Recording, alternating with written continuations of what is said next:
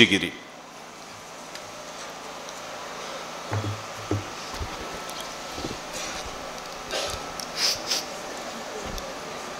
Hello.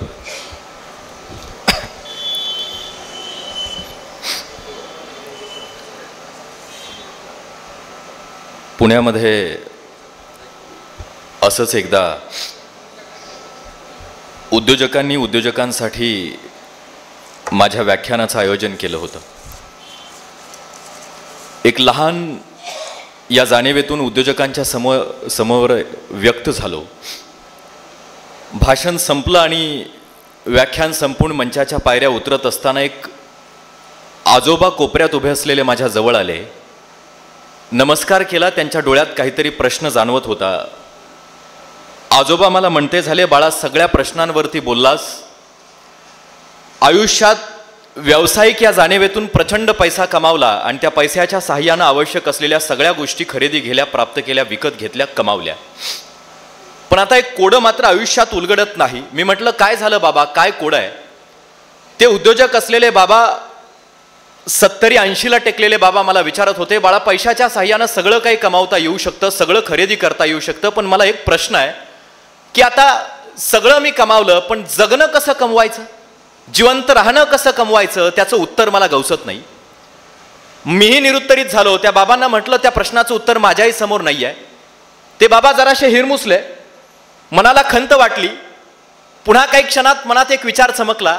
त्या बाबांच्या जवळ गेलो. म्हटलं, बाबा इकडे या. आणि बाबांना म्हटलं, बाबा उत्तर आहे माझ्याकडं. ते म्हणाले, काय बाळा, काय उत्तर आहे तुझ्याकडं? त्यांच्या नेत्रकडा जरा पाणावल्या आणि हास्य फुललं. काय उत्तर आहे?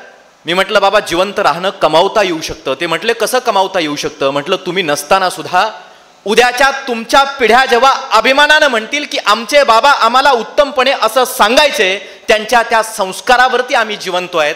म्हणजे तुम्हाला कमावणं, जगणं कमावणं हे तुमच्या उद्याच्या पिढ्यांच्या विचारांतून कमावता येऊ शकतं. तुम्ही जिवंत राहू शकता. याची साक्ष आज या कार्यक्रमाच्या निमित्तानं मला इथं पटते. आज स्वर्गीय डॉक्टर दौलतरावजी बाबा आहेर आपल्या सगळ्यांमध्ये नसले तरी तुम्ही सर्वजण त्यांना विचारांच्या माध्यमातून जिवंत ठेवताय आणि बाबा आपल्या सगळ्यांमध्ये त्यांच्या चिरंतन अस्तित्वाच्या स्मृती आहेत. याची साक्ष या कार्यक्रमाच्या निमित्तानं पटवून देत आहेत. त्या स्वर्गीय डॉक्टर दौलतरावजी बाबा आहेर ज्या चिरंतनपणे त्यांच्या कार्य आणि कर्तृत्वातून आपल्या सगळ्यांमध्ये आहेत, त्यांच्या पुण्यस्मरणाच्या निमित्तानं आयोजित आजच्या या कार्यक्रमाच्या निमित्तानं मंचावरती उपस्थित असलेले या कार्यक्रमाचे अध्यक्ष प्राचार्य डॉक्टर हितेंद्रजी आहेर साहेब, प्रमोदजी दादा पाटील, सन्माननीय डॉक्टर रमणलालजी सुराणा साहेब, डॉक्टर वसंतरावजी आहेर साहेब, अरुणजी पवार सर, सर्वांचा नामोल्लेख करत नाही. ही सगळी मंचावरती उपस्थित असलेली मंडळी आणि समोर उपस्थित असलेले तुम्ही सर्व श्रोते सज्जन, मायबाप, बंधू आणि भगिनींनो, खरं तर संत साहित्यात जे लिहिलं गेलं आहे की माणूस येतो, आलेल्या प्रत्येक माणसाला इथून जावंच लागतं. सरता संचिताचा शेष नाही क्षणाचा अवकाश, भरता आणि भरता निमिषाचे जाणे लागे. कुणीतरी म्हटलंय की मृत्यून म्हणे हयपती, मृत्यून म्हणे नरपती, मृत्यून म्हणे भयपती. एकदा संचिताचा शेष सरला की त्या माणसाला जावं लागतं. माणसं येतात आणि जातात, पण माणसं कोण जिवंत राहतात? पुण्यस्मरण कुणाचं होतं? या धरतीवरती, या पृथ्वीच्या पाठीवरती माझ्या विद्यार्थी मित्रांनो, कोट्यावधी करोडो लोक आली असतील, पण ती लोक आल्याबरोबर गेल्याच्या नंतर तुमच्या माझ्या स्मरणात आहेत का? पण बाबांसारख्या लोकांची पुण्यस्मरणं होतात. ती का होतात? ही माणसं काळाआड जाऊन सुद्धा लाखो आणि हजारो लोकांच्या काळजात जिवंत का राहतात? याची कारणं आहेत. याच्या पाठीमागं समाजासाठी, मातीसाठी, या मातीच्या प्रती त्यांच्या अंतःकरणात असलेल्या जाणीवा, या मातीच्या प्रती त्यांच्याकडे असलेली आपुलकी, आपल्या तुमच्या सर्वांच्या प्रती, सर्वसामान्यांच्या प्रती त्यांच्या मनात असलेली संवेदनशीलता, या सगळ्या बाबींच्या बळावरती ही माणसं जिवंत असल्याची तुम्हाला आणि मला पाहायला मिळतात. हे आवर्जून या कार्यक्रमाच्या निमित्तानं मी या ठिकाणी सांगेल. मला बोलत असताना भगवान सरांनी या कार्यक्रमाला आमंत्रित केलंय. त्यांनी विषय दिला की घे उंच भरारी, या विषयावरती बोलायचं आहे. घे उंच भरारीवरती बोलत असताना विद्यार्थ्यांनी पालकांसाठी झेपावण्यासाठी विद्यार्थ्यांना काय उदाहरण असू शकतात? त्यावेळी माझ्या आपचूक एक गोष्ट निदर्शनास आली. ज्यावेळी बाबांचं नव्यानं आता महाराष्ट्राच्या साहित्य आणि चरित्रात्मक परंपरेत दाखल होत असलेलं पुस्तक ज्यावेळी मी निहाळलं, त्यावेळी माझ्या लक्षात आलं की आज या देवळ्याच्या मातीमध्ये स्वर्गीय डॉक्टर दौलतरावजी बाबा आहेर यांच्यासारखं एक झेपावण्यासाठी सक्षम उदाहरण इथल्या विद्यार्थ्यांच्या समक्ष असताना उंच भरारी घेण्यासाठी दुसरी उदाहरणं सांगण्याची अपेक्षा किंवा आवश्यकता मला वाटत नाहीये. कारण आपण जर पाहिलं की एखादं शेताच्या बांधावरती गुरांची राखण करणारा एखादा तरुण, एखादा मुलगा म्हशीच्या पाठीवरून उतरायचं, शाळेत जाण्यासाठीची पिशवी पाठीवरती घ्यायची, पुण्यातल्या नामांकित बीजे मेडिकल कॉलेजपर्यंत स्वतःच्या अभ्यासाच्या बळावरती पोहोचायचं आणि तिथून पोहोचता पोहोचता वैद्यकीय सेवेत दाखल व्हायचं. रुग्णांची सेवा डॉक्टर या नात्यानं करता करता समाजाची सेवा करण्याचा व्रत आपला अंगीकारायचं आणि ते व्रत अंगीकारता लोकांनी आपला नेता म्हणून एखाद्या व्यक्तीला निवडावं. म्हशीच्या पाठीवरून उतरून पाठीवर शाळेत जायची बॅग घेतलेलं एखादं पोरगं सर्वसामान्य लोकांच्या सेवेच्या बळावरती या राज्याचा आरोग्यमंत्री पदापर्यंत पोहोचतो. किती मोठा हा प्रवास आहे, किती मोठी ही उंची आहे. मला वाटतं ही उंची झेपावण्यासाठी फार मोठी असल्याची उंची आपल्या या ठिकाणी लक्षात यायला लागते. एक गोष्ट कधी लक्षात घ्या, आज बाबांचं पुण्यस्मरण का होतं याचा उल्लेख मी या कार्यक्रमाच्या निमित्तानं करत होतो. विद्यार्थी मित्र हो, पुण्यस्मरण कुणाचं होतं, यशाची चव कुणाच्या न्यारी असते, कौतुक कुणाचं होतं, कुणाच्या कौतुकाचा जास्त आपलेपणा आपल्याला वाटत असतो. यश अनेक लोकांना मिळतं, या जगाच्या पाठीवरती उत्तीर्णताही अनेक लोकांना प्राप्त होते, पण यशाला किंमत तेव्हा असते. मला सांगा, एखाद्या खडकावरती एखादं रोप जेव्हा उगवतं आणि एखाद्या भुसभुशीत मातीत उगवलेल्या रोपापेक्षा सुद्धा खडकावरती उगवलेल्या रोपाचं कौतुक आपल्याला जास्त असतं. तसं आदरणीय स्वर्गीय डॉक्टर दौलतरावजी बाबा आहेर यांचं कौतुक आपल्याला यासाठी आहे कारण खडकावरती उगवणं काय असतं हे त्यांच्या संघर्षाकडे पाहिल्याच्या नंतर आपल्या लक्षात येतं. राजकारणाला आवश्यक असलेली ती प्रतिकूलता त्यांच्याकडे नसताना सुद्धा आपल्या स्वतःच्या म्हणजे उंजळी माझी जनांची आसवे मी साठवितो, आर्त त्या वेदनेची मी एक झंकार आहे. ही सर्वसामान्याची जनामनाची भावना ज्यांच्या अंतःकरणात आहे त्या भावनेच्या बळावरती स्वर्गीय डॉक्टर दौलतरावजी बाबा आहेर एवढ्या उंचीपर्यंत पोहोचू शकले आणि म्हणून त्यांचं उदाहरण हे इथल्या प्रत्येक विद्यार्थ्यांना झेपावण्यासाठी मला वाटतं फार महत्त्वाचं असल्याचं आपल्या लक्षात यायला लागतंय. आता या कार्यक्रमाच्या निमित्तानं बोलताना इथं उपस्थित असलेल्या आपल्या प्रत्येकाला आणि विद्यार्थ्यांना सुद्धा प्रश्न पडला असेल की व्याख्यान आणि मार्गदर्शन म्हटलं की कुणीतरी ज्येष्ठ वरिष्ठ केस पिकलेला माणूस मार्गदर्शनासाठी बोलावला जातो, पण राहुल दादांना त्यांच्या सर्व या टीम मधल्या सहकाऱ्यांना का या 20-25तल्या तरुणाला बोलावावं वाटलं असेल? याचं कारण आहे स्वामी विवेकानंदांच्या कर्तृत्वाकडे आपण नेहमी पाहतो. ते स्वामी विवेकानंद असं म्हणायचे, तुम्ही तुमच्या देशातल्या युवकांच्या तरुणांच्या ओठावरचं गीत मला सांगा, तुमच्या देशाचं हित मी तुम्हाला सांगेल. आज माझी ही सगळी तरुण पिढी समोर बसलेली आहे.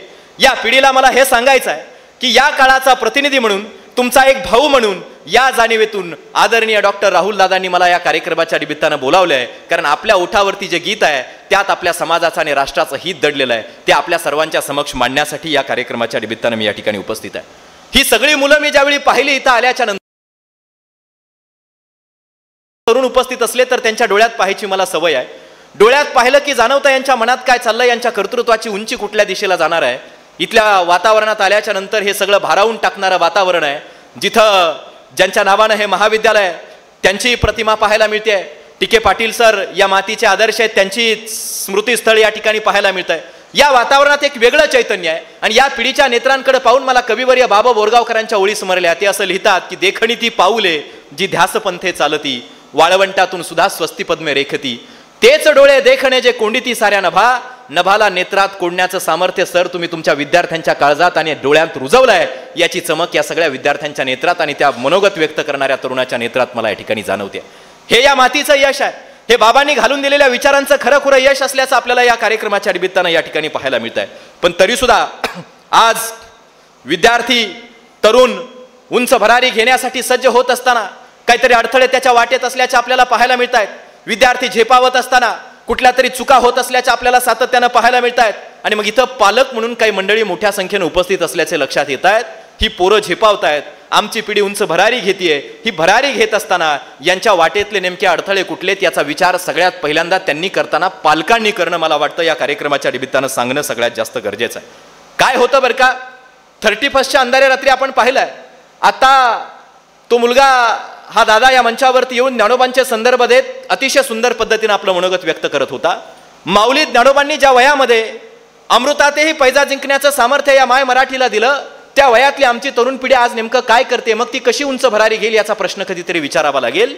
म्हणजे 31च्या अंधाऱ्या रात्री आम्ही पाहिलं, जोपर्यंत मुलं इथं आहेत, विद्यालयात आहेत, आई वडिलांच्या पालकांच्या शिक्षकांच्या नेत्रांत आहेत तोपर्यंत ठीक आहे. पण विद्यालयातून महाविद्यालयात पुणे मुंबईच्या दिशेनं आमच्या पिढीचा प्रवास ज्यावेळी व्हायला लागतो, विद्यालयातून महाविद्यालयाच्या दिशेनं जाता जाता या पिढीच्या पावलांचा प्रवास मध्यालयाच्या दिशेनं जाताना 31च्या अंधाऱ्या रात्री सर्रासपणे आम्ही पाहतोय. मग हे नेमकं का होत आहे? ही पिढी नेमकी एका वेगळ्या दिशेला का जातीये याची कारणं मी नेहमी सांगत असतो. पालक म्हणून गांभीर्यानं तुम्ही आणि मी विचार करणं गरजेचं आहे. काय असतं, तत्वज्ञानाच्या भाषेत जर बोलायचं झालं भगवान सर, तर दोन शब्द असतात. एक असतं प्रेयस आणि एक असतं श्रेयस. प्रेयसाचा अर्थ काय, मी नेहमी सांगत असतो, चहा आम्हाला फार आवडतो पण शरीराला चांगला नाही असं, चहाला प्रेयस असं म्हणायचं. कडुनिंबाचा पाला तो रस आम्हाला आवडत नाही पण तो शरीराला चांगला आहे, त्याला श्रेयस असं म्हणायचं. समाजामध्ये वर्गीकरण केलं. आमच्या पिढीच्या समोर प्रेयस असणाऱ्या बऱ्याच गोष्टी आहेत, श्रेयस असणाऱ्या सुद्धा बऱ्याच गोष्टी आहेत. आम्ही काय करतो, तात्पुरतं पोरगं रडायला लागलं, तात्पुरत्या समाधानापायी, तात्पुरत्या आनंदापायी, तात्पुरत्या सुखापायी त्याला श्रेयसाकडून काढतो आणि प्रेयसाकडे घेऊन जातो आणि तिथून पुढे खरी सुरुवात होते लेकरांच्या पावलाची दिशा बदलायला. आज पोरगं रडायला लागलं, चिडचिड करायला लागलं, लहान असलं लेकरू, ते शांत व्हावं, आमचा वेळ सुखात समाधानात जावा, आई स्वतःच्या जवळचा फोन काढते, लेकराच्या हातात देऊन टाकते. तिथून पुढे त्याच्या आयुष्याला भरकटायला आणि त्याच्या आयुष्याची दिशा बदलायला सुरुवात होते. हे पालकांना सुद्धा कधीतरी कळत नाही, हे आपल्या लक्षात घ्यावं लागेल. एखाद्या व्यक्तीनं शेतात राबतोय, शेतात काबाड कष्ट करतोय, घाम घालतोय, दिवसभर उन्हाचे चटके सहन करतोय, संध्याकाळच्या वेळेला भूक लागावी, घरी धावत धावत यावं, घराच्या अंगणात यावं, अंगणात पाहवत चूल आहे, चुलीवरती पत्नीनं दूध असं तापवायला ठेवलंय आणि बायको मात्र घरातल्या पलंगावरती पहुडली आहे. त्या पतीनं लाकड उचलायचं, चुलीवरचं दूध उतू जात आहे, त्यानं एखादं लाकूड हातात घ्यावं, राग अनावर व्हावा, घरात जावं, घरातल्या पत्नीला शिव्या घालाव्यात, अर्धा तास तिच्याशी भांडावं, तिला सांगावं इतका वेळचं चुलीवर दूध उतू ठेवलंय आणि 15-20 मिनिट अर्धा तास भांडून झाल्यावर त्या पत्नीनं हात जोडावेत आणि पतीला सांगावं शेतातून एवढं राबून कष्ट करून उन्हात एवढं थकून दमून घरी आलात, भूक लागली असेल, घरात येऊन घरात बसून माझ्याशी व्यवस्थित बोलण्यापेक्षा अर्धा तासापासून मला भांडताय का तर चुलीवरचं दूध उतू जात आहे. एक काम केलं असतं तर अर्धा तास मला इथं भांडत बसण्यापेक्षा आल्याबरोबर त्या चुलीवरचं उतू जाणारं दूध पाहिलं असतं आणि पाहिलेलं दूध पाहून चुलीचा जाळ जर जरासा मागे ओढला असता तर कदाचित त्या दुधाचं उतू जाणं थांबू शकलं असतं. इथल्या प्रत्येक आई वडिलांना मला या कार्यक्रमाच्या निमित्तानं हेच सांगायचं आहे की तुमच्या या पिढीचं हे झेपावण्याच्या मार्गातला अडथळा असणारं उतू जाणं जर रोखायचं असेल तर विकारांचा जाळ आई आणि वडील म्हणून तुम्ही आम्ही त्यांना जो देतोय तो जाळ आम्हाला जरासा मागं ओढणं मला वाटतं सगळ्यात जास्त गरजेचं आहे. ती प्रतिकूलता लेकरांच्या वाट्याला येऊ द्या. आदरणीय स्वर्गीय डॉक्टर दौलतरावजी बाबा आहेर यांच्या वाट्याला त्यांच्या पालकांनी कदाचित ती प्रतिकूलता दिली असेल, मग कदाचित त्या प्रतिकूल परिस्थितीतून स्वतःच्या आयुष्याला आकार देण्याचं काम बाबांनी केलं असेल. हे आपल्याला कधीतरी लक्षात घेणं या कार्यक्रमाच्या निमित्तानं समजावणं गरजेचं आहे. पालक नेहमी एक चूक करतात. लेकरू लहान आहे, लहान वयात शाळेत महाविद्यालयात जात आहे, गुरुजींनी सांगितलं हो शाळेत तुमच्या पोराने आज पेन चोरला एकाचा. गुरुजी सांगितल्याबरोबर पालक म्हणतात चुकतच असतं, लेकरू लहान आहे. पोरानं पुन्हा मोठी चूक केली, कुणीतरी सांगायला आला, आई आणि वडील म्हणतात चुकतच असतं, लेकरू लहान आहे. पोरं लहान आहेत म्हणून त्यांच्या आयुष्याची पूर्ण सेटिंग बदलवण्याचं काम पालक म्हणून तुम्ही आम्ही करतो. हे पहिल्यांदा पालकांनी या कार्यक्रमाच्या निमित्तानं लक्षात घ्यावं लागेल. मनाला प्रश्न विचारावा लागेल. वयाच्या 16व्या वर्षी संस्कृतातलं सगळं ज्ञान प्राकृतात मायभाषेत मराठीत आणून अमृतातही पैजा जिंकण्याचं सामर्थ्य आमच्या माय मराठीत देणाऱ्या त्या माऊली ज्ञानोबांचं वय लहान नव्हतं का? हा प्रश्न मनाला कधीतरी विचारा. माऊली ज्ञानोबांचं तर सोडा, ज्ञानादादा माऊली ज्ञानोबा आहे. आळंदीकरांनी त्रास दिला, आपल्या झोपडीचं आणि ताटीचं दार लावून उद्विग्न अस्वस्थ अवस्थेत ईश्वराचं चिंतन करत आपल्या झोपडीत बसलेत आणि चिमुकली 6-7 वर्षाची, ती किती लहान असेल मुक्ताई माझी, त्या झोपडीच्या जवळ येते, ताटीच्या जवळ येते. त्या झोपडीच्या खिडकीतून, ताटीच्या खिडकीतून ज्ञानादादाला ज्ञानादादा ज्ञानादादा ज्ञानादादा म्हणून आवाज देते. ज्ञानादादा काय ऐकत नाही, ईश्वराचं चिंतन करत बसलाय. मुक्ताईच्या लक्षात येतं ज्ञानादादा या जगताच्या दुःखानं अस्वस्थ झालाय, त्रस्त झालाय. त्यावेळी 6-7 वर्षाची मुक्ताई बोबड्या बोलानं बोलत असेल की नसेल, किती लहान असेल ती 6-7 वर्षाची मुक्ताई किती मृदूपणे ज्ञानादादाला आळवताना शब्द उच्चारते की विश्व रागे झाले वणी, संती सुखी व्हावे पाणी, तुम्ही तरुणी विश्वतारा, ताटी उघडा ज्ञानेश्वरा. त्या माझ्या मुक्ताईच्या बोबड्या मुखातून निघालेले ते शब्द वारकरी संप्रदायाला संत हा शब्द सगळ्यात पहिल्यांदा देता झाले. मला सांगा त्या चिमुकल्या मुक्ताईचं वय लहान नव्हतं का? ज्या शिवपुत्र संभाजी महाराजांचा उल्लेख आता झाला त्या छत्रपती संभाजीराजेंचं वय लहान नव्हतं का? लहान वयातच लेकरांना आवश्यक असणाऱ्या कर्तृत्व सिद्ध करण्यासाठीच्या क्षमता आमची लेकरं कमावू शकतात. हे आम्हाला कधीतरी आमच्या लेकरांच्या काळजावरती रुजवावं लागेल. आणि हे इथं बसलेल्या प्रत्येक माझ्या तरुण मित्रमैत्रिणी बंधू भगिनींना उद्या झेपावण्यासाठी, उंच भरारी घेण्यासाठी हे आज या कार्यक्रमाच्या निमित्तानं समजून घ्यावं लागेल. आई आणि वडील ज्यावेळी या पद्धतीनं कठोरतेनं लेकरांवरती संस्कार करायला लागतील त्यावेळी मला वाटतं बाबा ज्या कसमादे परिसराची दौलत म्हणून आज दौलतरावजी बाबा आपल्या सगळ्यांच्या समक्ष असल्याचे आपल्या पाहायला मिळतात. तसं तुमच्या या मातीची परंपरा उज्ज्वल करण्यासाठीच एक आवश्यक उदाहरण तुम्हा सगळ्यांच्या समक्ष आहे. तुमची लेकरं घडवताना बाबांना घडवण्यासाठी जी प्रतिकूलता दिली गेली ती प्रतिकूलता आपल्या लेकरांना आपण देतोय का याचा विचार कधीतरी करावा लागेल. छत्रपती शिवाजी महाराजांचा उल्लेख होतो. शिवाजी महाराजांचं नाव ऐकलं की आपल्या धमन्यातलं रक्त सळसळतं, छाती अभिमानानं फुलते, स्वाभिमान आमचा जागृत होतो. कसे घडले ते छत्रपती शिवाजी महाराज याचा विचार कधीतरी आपण केलाय का? पुण्यात लाल महालात मासाहेब जिजाऊ बंगळुरूवरून शिवाजी महाराजांना घेऊन आल्या. लाल महालात राहतायत. लाल महालाच्या समोर असं पटांगण आहे. 8 वर्षाचे शिवाजीराजे घोड्यावरती बसतायत.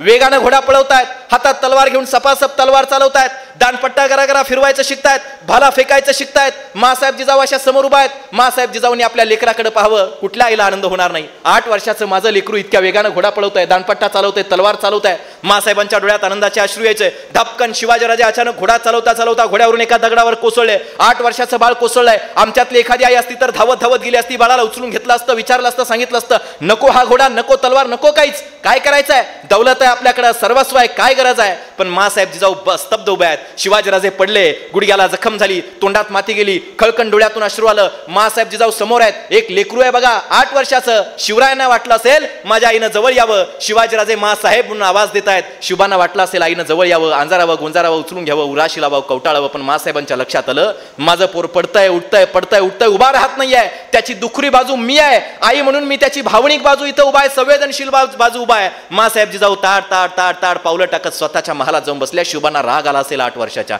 शिवबा स्वतःच्या क्षमतेने उभाही राहिले, चालायला लागले, धावायला लागले. धावत धावत जिजाऊंच्या महालात गेले. जसे जिजाऊंच्या आसनासमोर गेले तसं मासाहेब जिजाऊंनी शिवबांना कडेवरती उचलून घेतलं, अंजारलं, गोंजारलं, कवटाळलं, उराशी लावून विचारलं, बाळा किती लागलंय? तेवढे 8 वर्षाच्या लेकराला राग आला असेल की नसेल? शिवाजीराजे मासाहेबांना म्हणतात, अहो मासाहेब तिथं मैदानात आम्ही पडलो, लागलं आम्हाला, जखम झाली, डोळ्यातून खळकण पाणी आलं, आम्ही आवाज दिला तुम्हाला, वाटलं तुम्ही जवळ याल, अंजाराल, गोंजाराल, उराशी लावाल, कवटाळाल, पण मासाहेब तुम्ही जवळ आला नाहीत आणि आम्ही स्वतः चालत आलो आणि आता उचलताना आम्हाला विचारताय शिवाराजे लागलंय का? असं का केलं?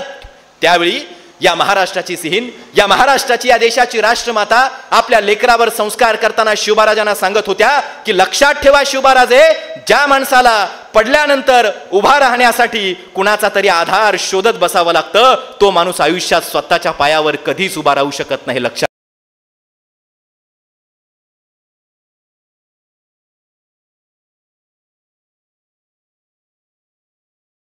आमची पिढी त्या संकटासमोर का टिकत नाही? आलं छोटंसं संकट की गळ्याला गळफास आहे, आलं छोटंसं संकट की या पोरांच्या हातात विषाचा प्याला आहे. हे का होतं? शिवाजीराजांच्या समोर अफजल खान नावाचं संकट आलं. महाराष्ट्र नेस्तनाबूत झाला, जवळपास आभाळ काळवंडलं. हो त्याचं नव्हतं झालं.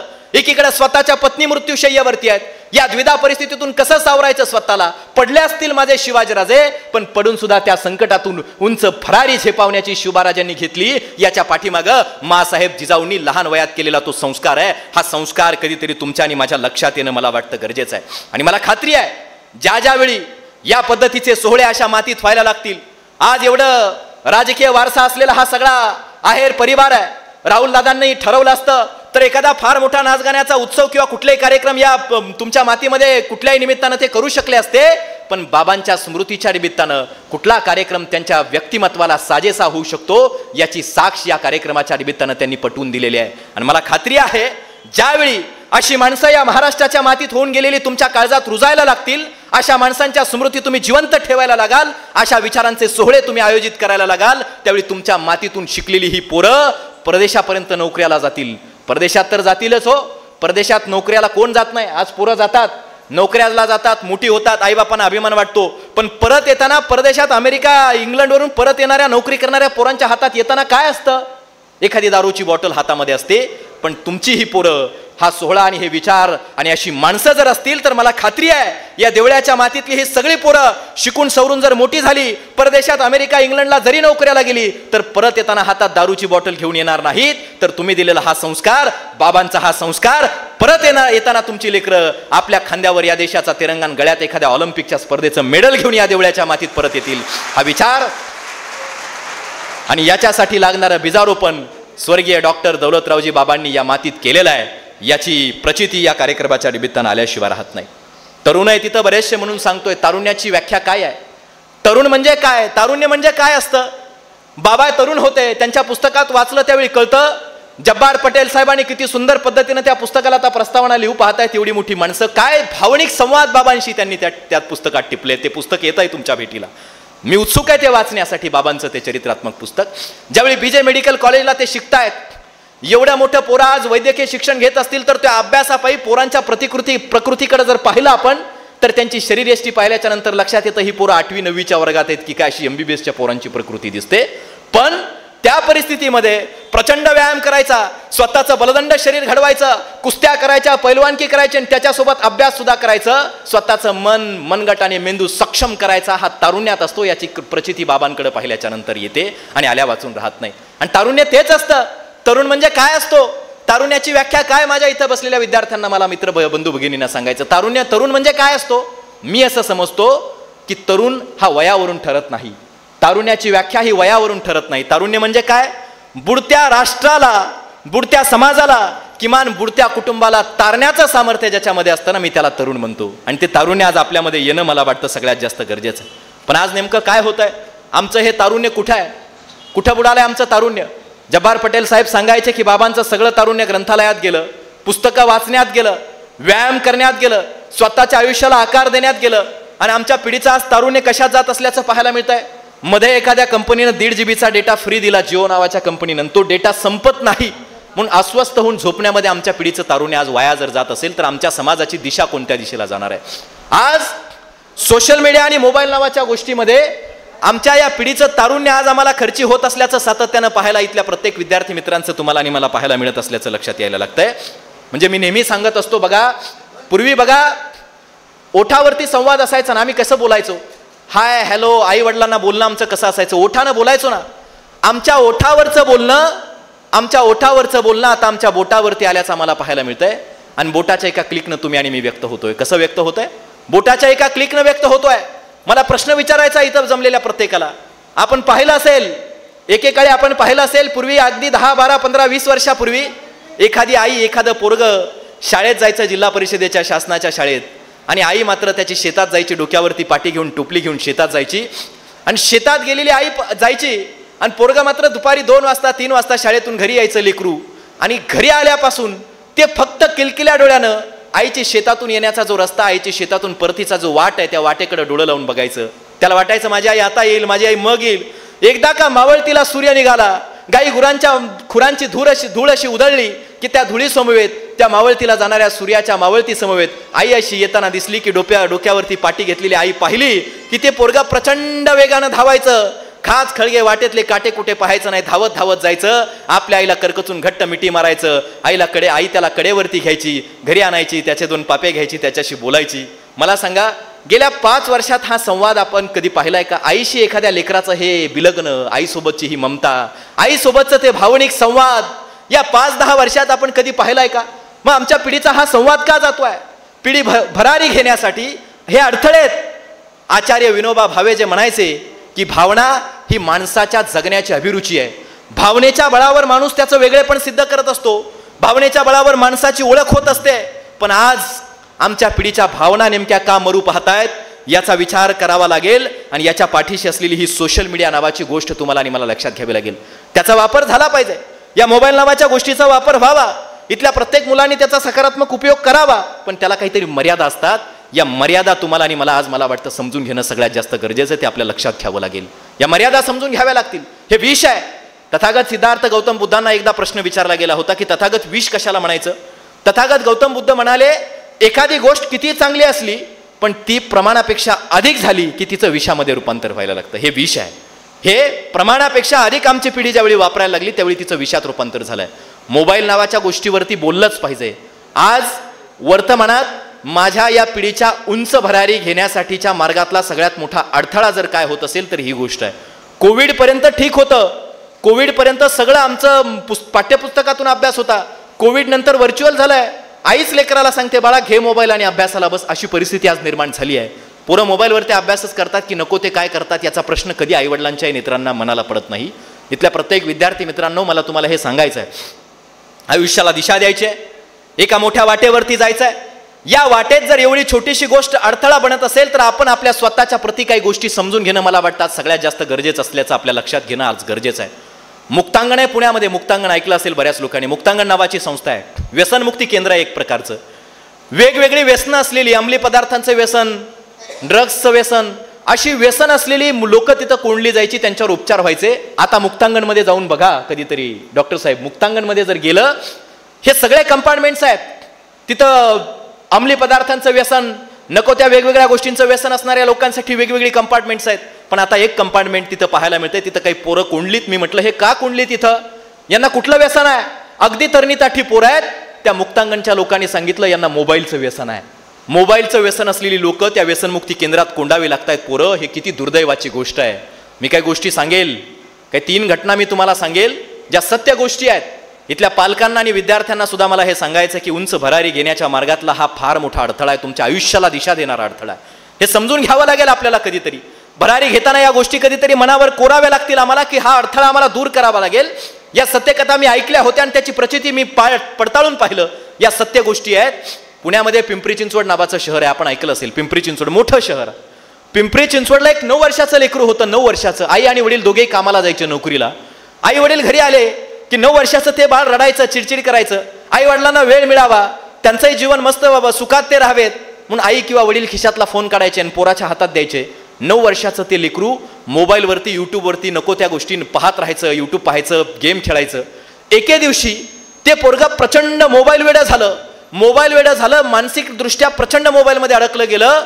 त्याच्या भावना मोबाईलशी जोडल्या गेल्या. मोबाईल शिवाय त्याला राहावेनाच त्या 9 वर्षाच्या लेकराला. आणि एके दिवशी त्या पोरानं युट्यूबवरती चुकून व्हिडिओ पाहिला. आहेर सर, व्हिडिओ असा होता, हाऊ टू सुसाईड हा युट्यूबवरती व्हिडिओ पाहिला.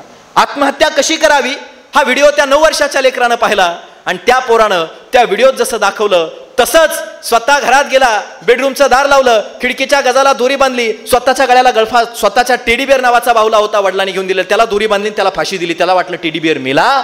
पोरगा अस्वस्थ झालं. त्या 9 वर्षाच्या लेकरानं परत त्याच खिडकीच्या गजाला तसंच करत स्वतःच्या गळ्यात दोरी लावून स्वतः आत्महत्या करण्याचं काम केलं त्या 9 वर्षाच्या लेकरानं. ही सत्यकथा आहे. या महाराष्ट्राच्या मातीतली सत्यकथा आहे. आळंदीतलं, ज्ञानोबा माऊलींच्या आळंदीतलं 10वीचं पोरगं, 10वीला 90% जास्त गुण असलेलं पोरगं, मोबाईल सारख्या गोष्टीमुळे वडील रागावले म्हणून फक्त ज्या वडिलांनी पोराच्या नेत्रामध्ये भविष्याचा आधार पाहिला त्या पोरानं स्वतःच्या गळ्याला गळफास लावला. बापाला आधार द्यायचा सोडून बापाच्या खांद्यावर त्या पोराची प्रेत यात्रा निघाली. ही वास्तव आहे. ही सत्य गोष्ट आहे. ही सत्यकथा आहे. आमच्या छत्रपती संभाजीनगरचं इंग्लिशचे एक प्राध्यापक आहेत. त्या इंग्लिशच्या प्राध्यापकाचा मुलगा, तुम्ही सुद्धा ही घटना ऐकली असेल, तुमच्या पेपरातून तुमच्या लक्षात आली असेल. छत्रपती संभाजीनगरच्या इंग्लिशच्या एका प्राध्यापकाचा एक मुलगा फक्त युट्यूबवरती क्राईम फाईल्स पाहायचा, नुसतं क्राईम फाईल्स. आज लोकांना सवय असते बघा, बऱ्याचदा आपण टीव्हीवरती सुद्धा त्या क्राईमच्या सगळ्या सिरीज पाहण्याचं काम करतो. त्या क्रिमिनल गोष्टी ते पोरगं पाहायचं. पूर्ण मेंटॅलिटी, मानसिकता, अल्गोरिदम नावाच्या प्रकारामुळे ते क्राईम मानसिकतेचं झालं, गुन्हेगारी मानसिकतेचं ते पोरगं झालं. वडील आल्या गेल्या पाहुण्यांसमोर त्याला रागवायचे, चिडायचे. एके दिवशी असंच गुन्हेगारी मानसिकतेचं ते पोरगं युट्यूबचे क्राईम फाईल्स पाहू गुन्हेगारी मानसिकतेच्या झालेल्या त्या पोराला आलेल्या पाहुण्याने विचारलं, बाळ काय करताय? वडील त्याच्यावर चिडले, रागावले, नको त्या गोष्टी त्याच्याबद्दल बोलले. इंग्लिशच्या त्या प्राध्यापकाच्या पोरानं बापाचा राग मनात धरला आणि वडील दुसरीकडे असं पाहतायत. ही गोष्ट ताडून त्या पोरानं व्यायाम करायचे डंबेल्स असतात ना आपले, व्यायाम करण्याचे डंबेल्स, ही सत्य गोष्ट आहे. व्यायाम करायचे डंबेल्सनं बापाची कवटी फुटेपर्यंत बापाच्या डोक्यावर वार केले आणि बापाची हत्या करण्याचं काम केलं. या दिशेनं जर हा महाराष्ट्र आणि या महाराष्ट्रातली आजची पिढी जाणार असेल तर कुठली भरारी तुम्ही आम्ही घेणार आहेत? आम्ही या सगळ्या महत्वाच्या लोकांकडून काय घेतलं? त्यांच्या विचारांचं झालं काय? तुमच्या माझ्या हाती आलं काय? हा प्रश्न आज तुम्हाला आणि मला, आमच्या पिढीसमोर आज कुठेतरी विचारणं गरजेचं आहे. मोबाईलमुळे फक्त हे नकारात्मक होतं अशातला भाग नाही, सकारात्मक सुद्धा, चांगलं सुद्धा होऊ शकतं. हे आमच्या लेकरांच्या मनावर आम्हाला गोंदवावं लागेल. आमच्या बीडचं एक पोरगं होतं, बीडचं एक पोरगा आहे. बीडमधलं आमचं एक पोरगा आहे. घरात वडील नाही आहेत, 18-20 दारिद्र्य आहे. आई लोकाच्या घरी धुण्या भांड्याची कामं करते. एक वेळच्या जेवणाची भ्रांत आहे. 12वीच्या वर्गात प्रवेश घेतलाय पोरानं आणि पोराला डॉक्टर व्हायचं आहे. आईकडे गेलंय, आई मला माहित आहे क्लास लावायला लाखो रुपये लागतात, आपल्याकडे नाही आहेत. आईला म्हणाला, आई मला एक 5-6 हजाराचा मोबाईल फोन घेऊन दे. आईच्या काळजात सर झालं, अरे आपलं लेकरू व्यवस्थित आहे, मोबाईलनं बिघडेल की काय? पण आईचा नाविलाज होता. आईनं लोकाच्या घरी धुण्या भांड्याची कामं केली, हाताला घट्टे पडेपर्यंत, पायात भेगा पडेपर्यंत कामं केली धुण्या भांड्याची लोकांची. पोराला मोबाईल फोन घेऊन दिला. आमच्या बीडच्या त्या पोरानं मोबाईल जसा घेतला, 18-20 घरात दारिद्र्य असलेल्या त्या पोरानं सकाळपासून संध्याकाळपर्यंत मोबाईलवरती ते पोरगं फक्त अभ्यास आणि अभ्यासच करायचं. ते पोरगं मोबाईलवरती अभ्यास करून कुठलाही क्लास न लावता फिजिक्स सारख्या विषयामध्ये नीटच्या परीक्षेत आमच्या जिल्ह्यात पहिलं आलं. आज 5 वर्षाच्या पाठीवरती, सर 5 वर्षाच्या पाठीवरती ते पोरगं आईच्या समोर सुटाबुटा टाय घालून MBBS डॉक्टर बनून असं उभा आहे. मला सांगा इथल्या विद्यार्थी मित्रांनो, त्या मोबाईलला सुद्धा त्या लेकराचा अभिमान वाटला असेल की नसेल? या दिशेनं आम्ही मार्गक्रमण करणं गरजेचं आहे. केरळच्या रेल्वे स्थानकावर कुलीचं काम करणारा के श्रीनाथ नावाचा पोरगा आपण ऐकलं असेल. कुलीचं काम करायचा, ऑडिओ बुक्स ऐकायचा, पडलेले प्रश्न घरी जाऊन मोबाईलवर सोडवायचा आणि ते पोरग केपीएससी केरळा पब्लिक सर्व्हिस कमिशनचा अभ्यास करायचं, केपीएससीची परीक्षा मोबाईलवर उत्तीर्ण झाला अभ्यास करून. ते पोरग गतवर्षी UPSCची परीक्षा सुद्धा मोबाईलवर अभ्यास करून उत्तीर्ण झालाय. मग आमची पोरं का करू शकत नाहीत? मोबाईलला आमची लेकरं वेगळ्या दिशेला का जात आहेत याचा विचार आम्हाला करावा लागेल. त्याची कारणं आहेत. कारण आपण सुद्धा आपल्या लेकराचं यश फेसबुकला त्यानं एखादी पोस्ट टाकली की त्याला किती लाईक्स मिळाले याच्यावर आमच्या पिढीच्या यशाचं मोजमाप होत आहे. इंस्टाग्रामला एखादी पोस्ट टाकली पोरांनी की त्याला किती लाईक्स मिळाले याच्यावर ते यशाचं मोजमाप करतायत.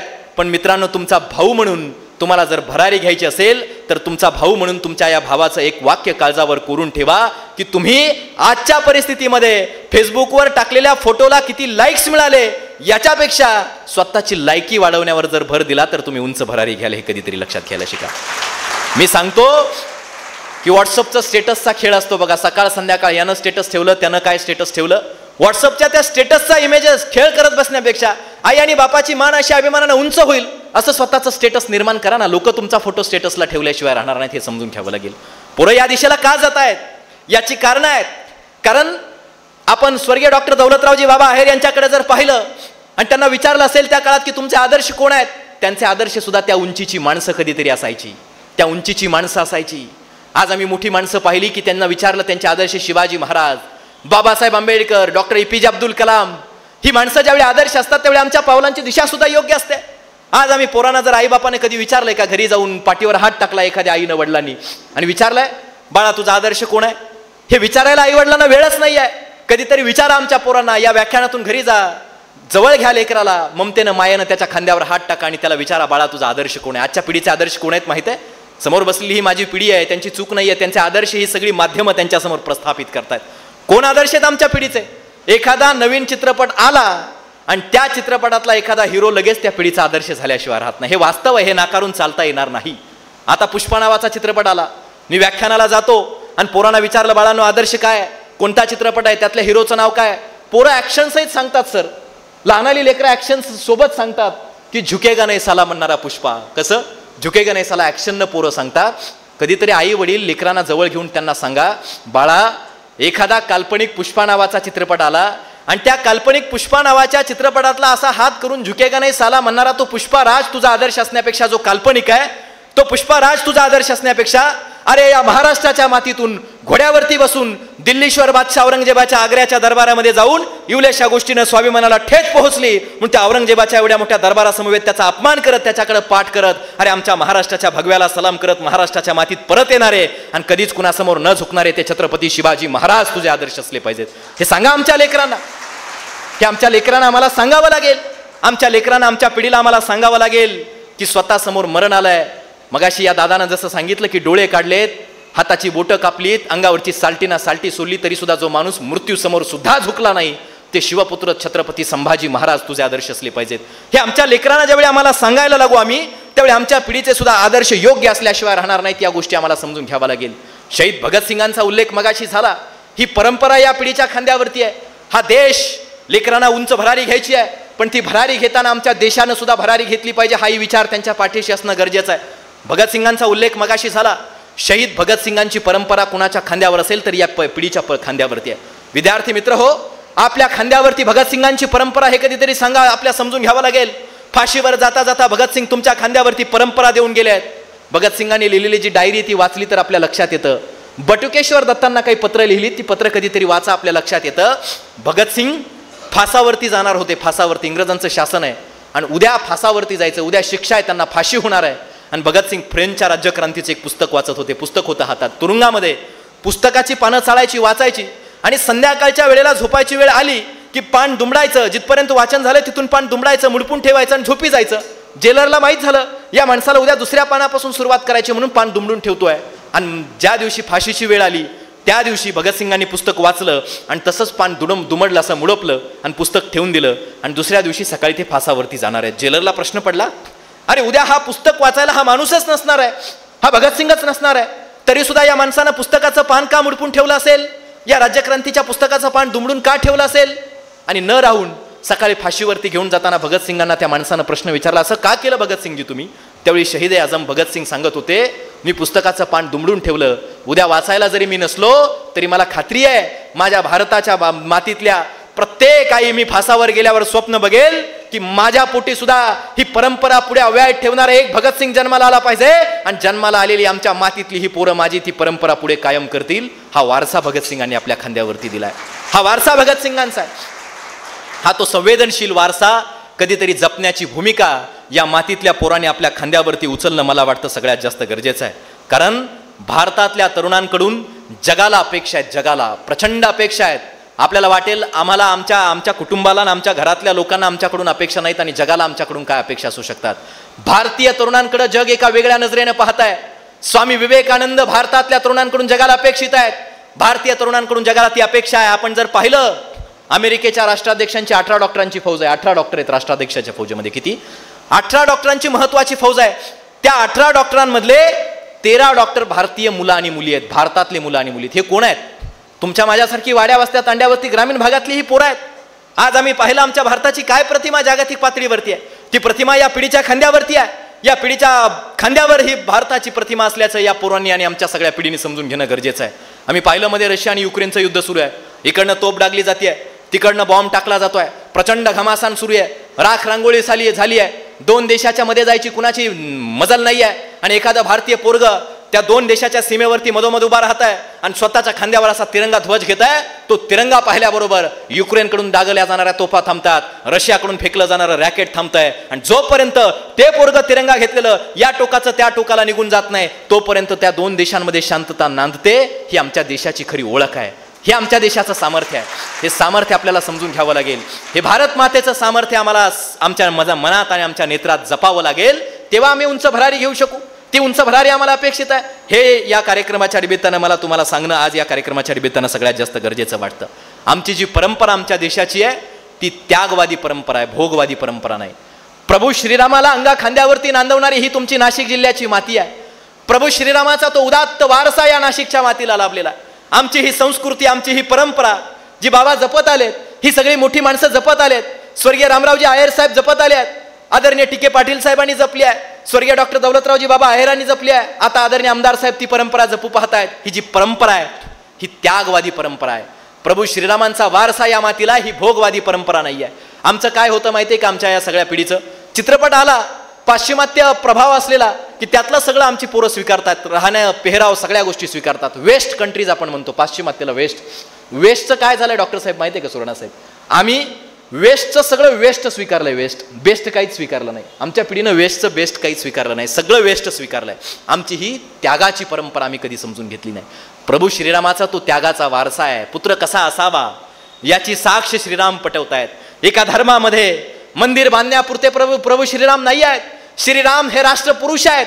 हे इथल्या प्रत्येक पोरांना समजणं गरजेचं आहे. आदर्श पुत्र काय असतो बापाच्या समोर हे श्रीरामाचं चरित्र सांगताय. मला सांगा, अयोध्येमध्ये दशरथ राजा आहे. राजा दशरथानं आरशात पाहिलं, आरशामध्ये, आणि आरशात पाहिलं डोक्याचा एक केस पांढरा दिसला, आणि दशरथानं लगेच विश्वामित्राला बोलावलं की नाही, आणि विश्वामित्राला सांगितलं, अरे मी वृद्ध झालोय, म्हातारा झालोय, आता माझं पोरग 16 वर्षाचा राम राजा म्हणून अयोध्येच्या गादीवर बसणार आहे. आणि राजाला सांगितलं, जा बाळा, वल्कल परिधान, तू कपडे परिधान कर, सगळी नगरी सजवा, उत्तम उदात्त सगळं करा. आता अयोध्येचा राजा म्हणून राम गादीवरती बसणार आहे. आणि रामाला गादीवरती बसण्यासाठी सूचना दिल्या गेल्या, आणि राम सज्ज झाले, नगरी सजली, तुताऱ्या वाजल्या, आणि कैकेयीनं दिल्या वचनाची आठवण करून दिली.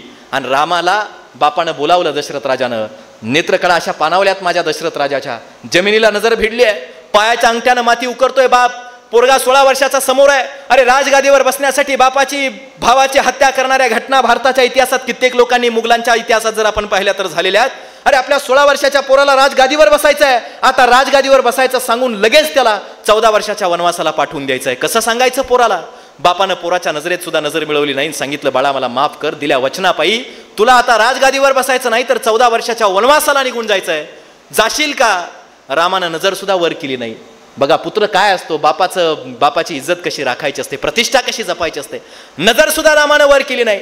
खाली मान घातली आणि बापाला सांगितलं, होत पिताश्री, तुमचा आदेश शिरसावंदे, मी 14 वर्षाच्या वनवासाला जायला तयार आहे. राजगादीवर बसायचं सोडून 14 वर्षाच्या वनवासाला राम निघालाय, 14 वर्षाच्या वनवासाला. आणि म्हणून श्रीराम 14 वर्ष वनवासात होते. आणि श्रीरामाकडे जर एक पाहिलं आपण चरित्राकडे प्रभू रामांच्या, जोपर्यंत प्रभू श्रीराम अयोध्येमध्ये होते तोपर्यंत लोक त्यांना काय म्हणायचे? युवराज राम म्हणायचे. आणि 14 वर्षाच्या वनवासाहून अयोध्येमध्ये ज्यावेळी परत गेले तेव्हा लोक काय म्हणायला लागले? भगवान राम म्हणायला लागले. हे का झालं? जेव्हा तुम्ही संकटाचं, संघर्षाचं, कष्टाचं, मेहनतीचं जंगल तुडवता तेव्हा लोक तुम्हाला देव देव म्हणायला लागतात आणि लोक तुम्हाला ते देवत्व द्यायला लागतात. हे समजून घ्यावं लागेल. हे रामाचं चरित्र आम्हाला शिकवत आहे. ही प्रभू श्रीरामाची ती परंपरा आमच्या पाठीशी आहे. तो वारसा तुमच्या माझ्या पाठीशी आहे. तो वारसा कधीतरी आजच्या पिढीनं आणि तुम्ही आणि मी समजून घेणं मला वाटतं या कार्यक्रमाच्या निमित्तानं सांगणं गरजेचं आहे. स्वामी विवेकानंदांचा उल्लेख मगाशी झाला. ते झेपावणं, ती उंच भरारी जी विवेकानंदांनी घेतली आहे, ती भरारी घेणारं एखादं तरी पोरग या देवळ्याच्या मातीतून निर्माण झालं तर मला वाटतं स्वर्गीय डॉक्टर दौलतरावजी बाबा आहेर यांचं स्वप्न सत्यात उतरल्याशिवाय राहणार नाही. ती परंपरा अपेक्षित आहे, ती विचारधारा अपेक्षित आहे. अरे विवेकानंदांकडे पाहिलं, आज तरुण कसा गरजेचा आहे. आज तुमच्या माझ्यातून विवेकानंदांसारखं ते पोरगा आणि ते तारुणी उभं राहणं मला वाटतं गरजेचं आहे. आमच्या वयात विवेकानंदांनी भगवी वस्त्र परिधान करावीत. काश्मीर पासून कन्याकुमारी पर्यंत हा सगळा देश फिरावा. कन्याकुमारीच्या टोकावरती विवेकानंद जावेत. या देशातली गरिबी, श्रीमंती, दुःख, दारिद्र्य, या देशाचा विचार सगळं अभ्यासावं आणि कन्याकुमारीच्या टोकावरती जावं. दूर असा खडक दिसतोय आणि विवेकानंदांनी ठरवावं मला त्या खडकावरती बसायचंय. बघा मित्रांनो, माझ्या इथल्या प्रत्येक तरुण मित्रांना मला हे सांगायचं आहे, त्या खडकावरती जाऊन बसायचं आहे. तारुण्य काय असतं, भरारी घेणं काय असतं हे शिकता येण्यासारखे विवेकानंदांकडून. विवेकानंदांनी ठरवलं मला त्या खडकावर जाऊन बसायचं आहे. नावाड्याला विचारलं किती पैसे घेशील. नावाड्यानं जास्त सांगितले. विवेकानंद म्हणाले मी तरुण आहे. स्वतः समुद्रात उडी घेतली, फेसाळत्या सागरात उडी घेतली आणि त्या खडकावर जाऊन बसले. 3 दिवस चिंतन मनन आराधना केली. 4थ्या दिवशी वर आले. कन्याकुमारीच्या त्या टोकावर भारतभूमीवर परत आले. एक वर्तमानपत्र वाचलं. त्याच्यात पहिलीच बातमी आहे, शिकागोला जगातली पहिली ऐतिहासिक धर्मपरिषद भरती आहे. त्या धर्मपरिषदेत प्रत्येक देशानं धर्माने एक प्रतिनिधी पाठवायचा आहे. आणि विवेकानंद सहकार्याला म्हणाले मला या धर्मपरिषदेत जायचं आहे. माझ्या देशाची आणि धर्माची मतं मला तिथं जाऊन मांडायची आहेत. आणि विवेकानंद गेले परवानगी घ्यायला.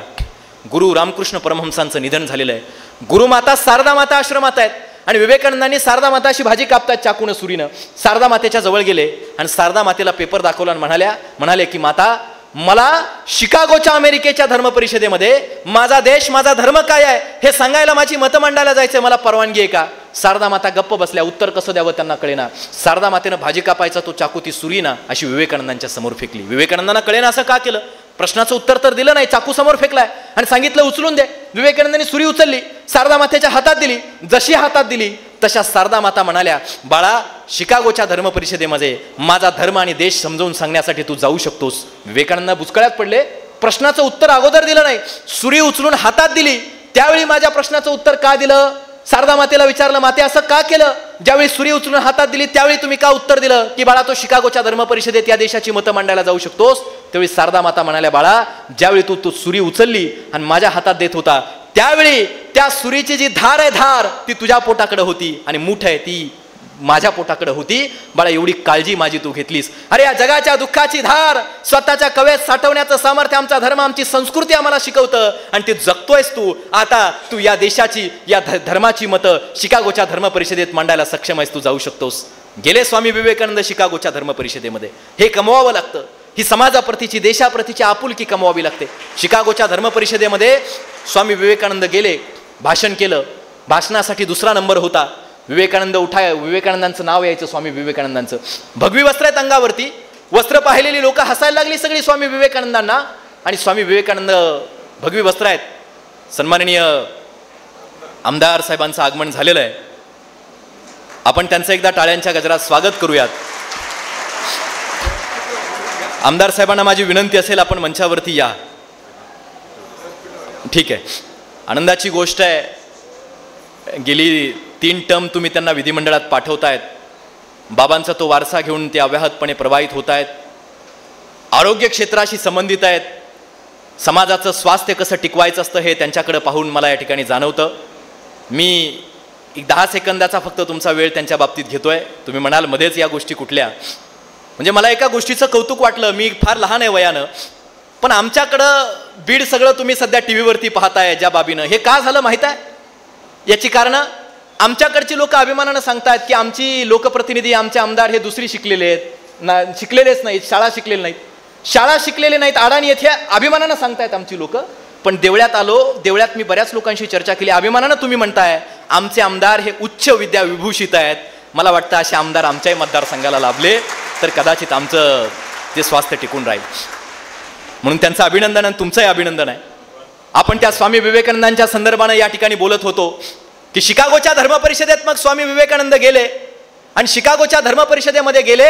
दुसरा नंबर स्वामी विवेकानंदांचा आहे. भरारी घेणं काय असतं, झेपावणं काय असतं, उच्चता कमावणं काय असतं, इथल्या पिढीनं ते विवेकानंदांकडून शिकण्यासारखं आहे.